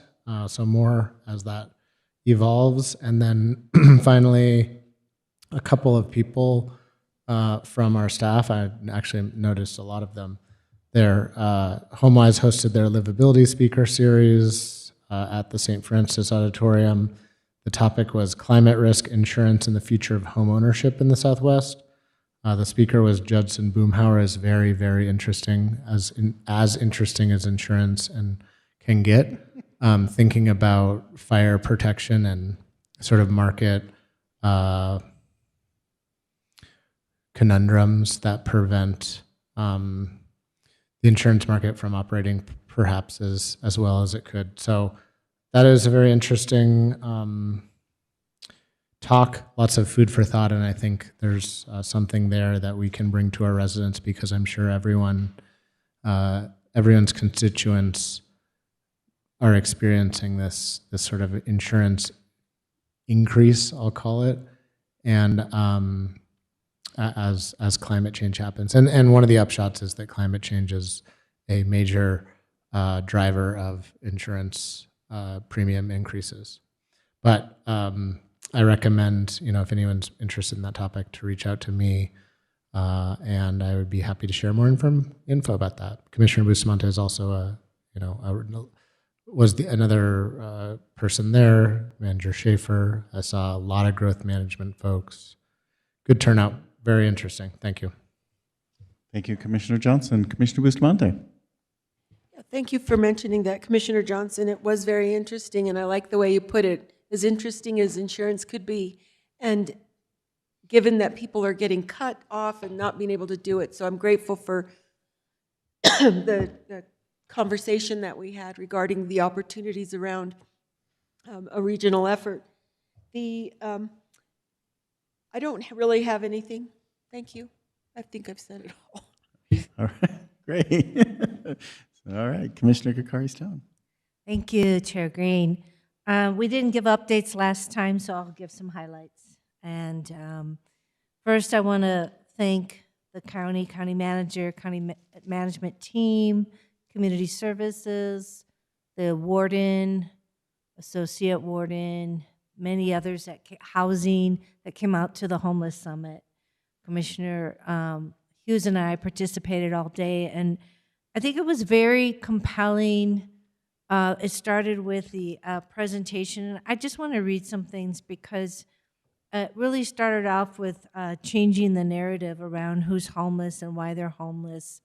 But they had the neuroscience of homelessness, and addiction taught us the brain can be hijacked. People who are homeless, it's not a lifestyle, not a choice, it's a medical reality. 47% of homeless adults experience depression, 33% meet the criteria for post-traumatic stress disorder, and 64% have at least one diagnosable condition.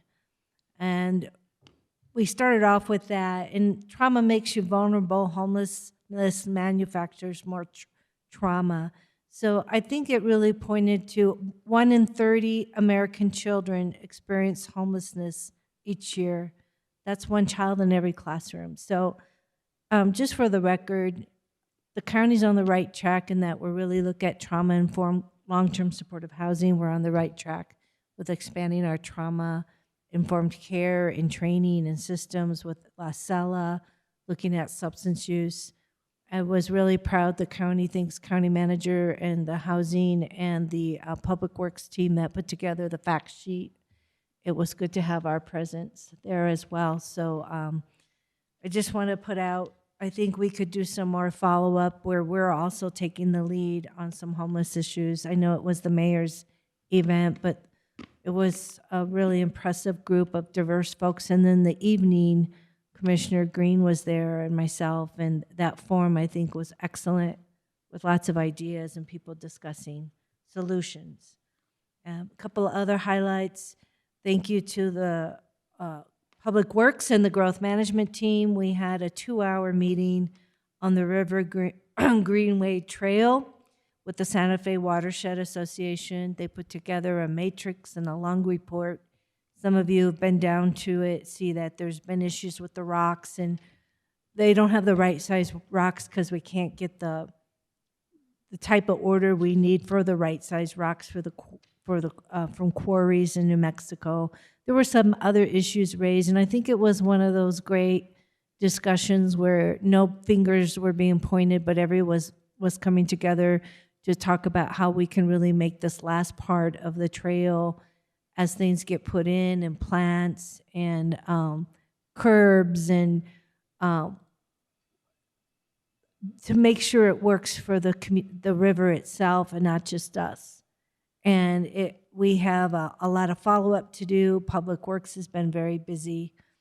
I want to just thank the economic development for supporting Frida Fest. Nacha Mendez was able to raise more money for scholarships. Those young people really do get engaged with music. It was also fun. I don't know I think some other commissioners went. I have envy of the city because they were actually in the Pride Parade. There had to be 40 city management, counselors, the mayor, staff, the city manager, everyone was in the Pride Parade. And I'm like, ¿Dónde está el escondido? Where's our county? And I really want to invite us and call us in to be in Pride and really be present next year. They had T-shirts, and we do celebrate Pride every day, but I think the county clerk always has a table, and she represents it well. But I'm inviting everyone to join for Pride. I got up on stage and talked about what the county does, not for my recognition, but for the county. And I think we need to show up proud of what we do and how we're inclusive in our spaces. So that's a call to action. I'll be going to NACO this week. I think Commissioner Bustamante is going, County Clerk is going. I sit on the Health Policy Steering Committee. Again, always looking for great ideas to bring back and to consider around innovations. Insurance coverage, I've been talking to lots of folks, the gentleman who did the presentation. I did invite him to come to a committee, a BCC meeting in the future, maybe do a presentation with us, because they're canceling, they're going to the AI, and these big insurance companies are just typing in zip codes and boom. I talked to superintendent of insurance about that. And they're also denying appeals. And this is kind of scary because it's really affecting. So maybe we could think about what we can do as a county.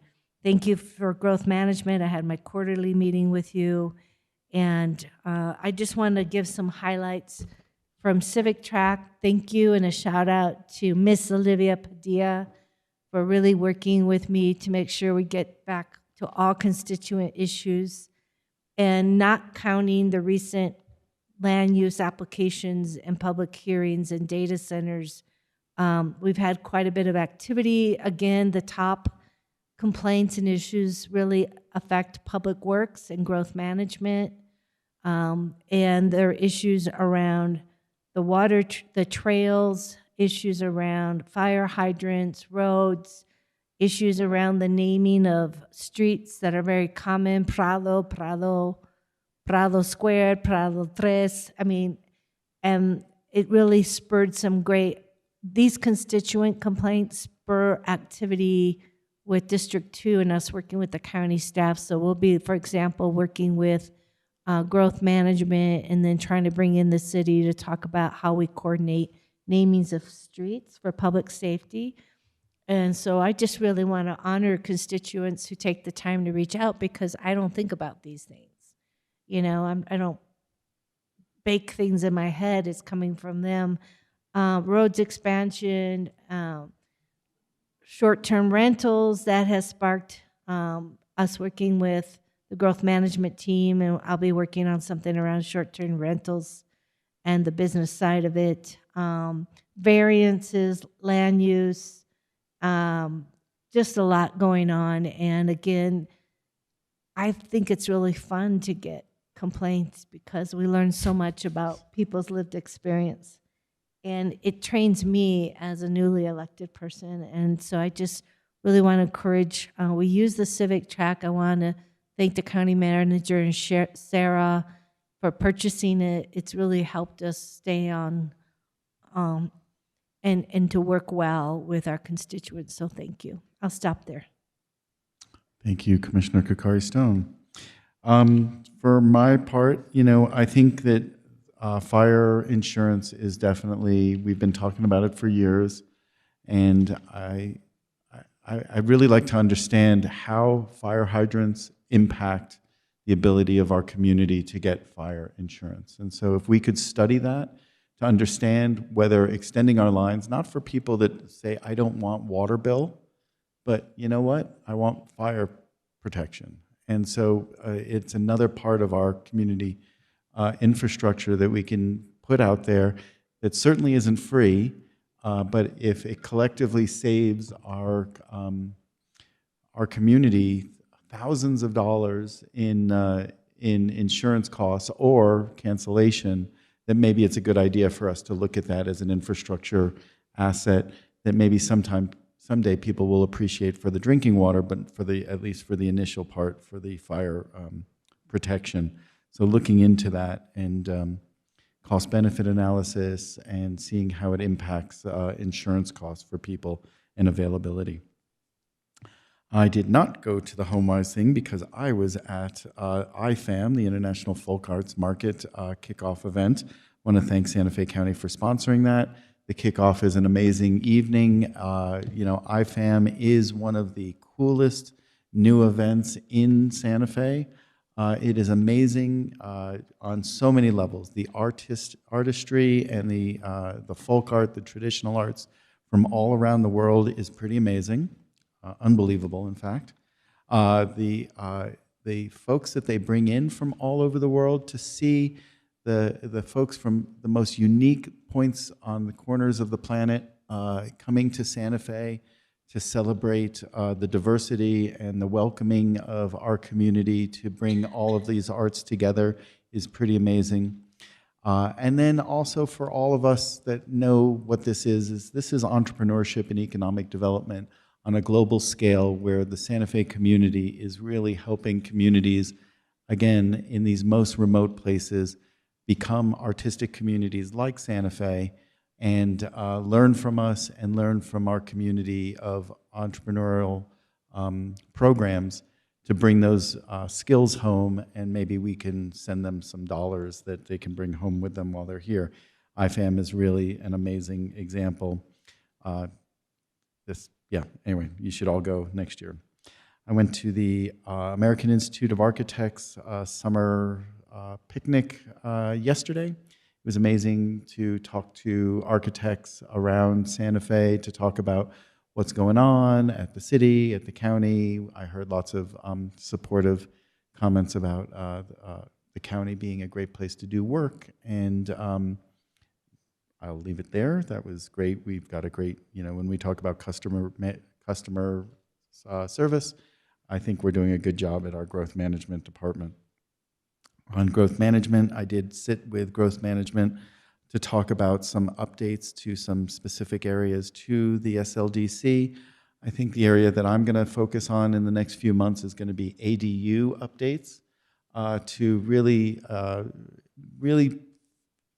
focus on ways to increase the availability of affordable incremental units and infill units on property to support multi-generational housing, to support affordable housing, lots of different ways that a small ADU is the solution as opposed to a full-fledged single-family home that might be, way too big for what the market needs. And as we've discovered, is that we need smaller units. We need 1 and 2 bedrooms. We really need 1-bedroom units in this community to support seniors, to support young professionals, to support the disabled community. That is the gap in our affordable housing portfolio. And if we can focus on small 1 and 2-bedroom ADUs, that'll help with the supply in that area. I went to the opera last final dress rehearsal and arts advocacy night. That was amazing. It was great to see Madam Butterfly and to see a broad-based group of community members out there supporting the arts and supporting the opera. Lastly, I do want to bring up a concept here that I hope that we can discuss and not talk about throwing the baby out with the bathwater. We have Bella Luz, which is a project that we've supported over the years that is now floundering, and there's discussion of only being able to walk or chew gum at one at a time, when I think that it's a sequencing issue, and in the development world, this is a key word. It's a sequence of projects. And I am in support of permanent supportive housing, but it will be 3, 4, or 5 years before we get a permanent supportive housing project in place. We have an opportunity to fix Bella Luz and that project in a way that maybe even can be permanent supportive housing if you gave an architect a challenge to make it trauma-informed. But even if it had to be a separate project altogether, Bella Luz needs to have some focus, and that's something that we could focus on in the next 6 to 12 months to get it back on track and maybe slip it in and not abandon it while we're also doing the permanent supportive housing. So it's not an either or, it is a both and. And I really think that we should not abandon one because it just got too difficult and we don't have a good partner out there. We should be forcing that through. I know we've spoken about it offline, but I wanted to speak about it out here in public just to put it out there for everybody to understand that we're not forgetting that. That's it for me. I am excited for the next 2 weeks. And what do we got in executive session? Oh, whoops. What do we got from other elected officials? Is there anybody online that would like to speak to us?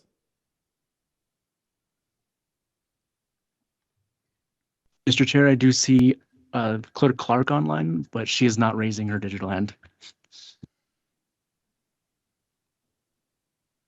All right. Madam Clerk, are you ready? Got anything to say? All right. We're going to go to the county attorney. Oh, she does. Thank you, Chair. No, I don't. I just will see everybody at NACO this week. I'm so sorry. I'm going to miss you at NACO. Please represent. Thank you, Commissioner Bustamante and Commissioner Kokari-Stone for representing, and Clerk Clark for representing. County Attorney. Good afternoon, Chair and members of the County Commission. As set forth on your agenda, we have 2 items to discuss in executive session. The 2 items are 1, consideration of a waiver of potential or actual conflicts of interest in connection with the law firm Spencer Fain LLP's representation of Santa Fe Treehouse Camp, Inc., related to a property tax dispute with the Santa Fe County Assessor. And 2, case number 265050, Camino Verde Conceptual Plan, Samara Real Property Applicant, Jenkins Gavin Agent, request approval of a conceptual plan for proposed 158-lot subdivision to be completed in 4 phases. The basis for entering closed executive session to discuss those matters is both that those matters involve threatened or pending litigation in which Santa Fe County is or may become a participant, and also at least one matter, the second aforementioned matter, involves board deliberations and administrative adjudicatory proceedings. And so with that, Chair Green, I'm requesting a motion that we go into executive session, and I remind you all that we need to have a roll call vote. So moved. Thank you very much. We got a motion from Commissioner Johnson. Second. Second from Commissioner Bustamante. We need a roll call vote, please. Commissioner Hughes? Yes. Commissioner Johnson? Yes. Commissioner Bustamante? Yes. Commissioner Kokari-Stone? Yes. And Chair Justin Green? Yes.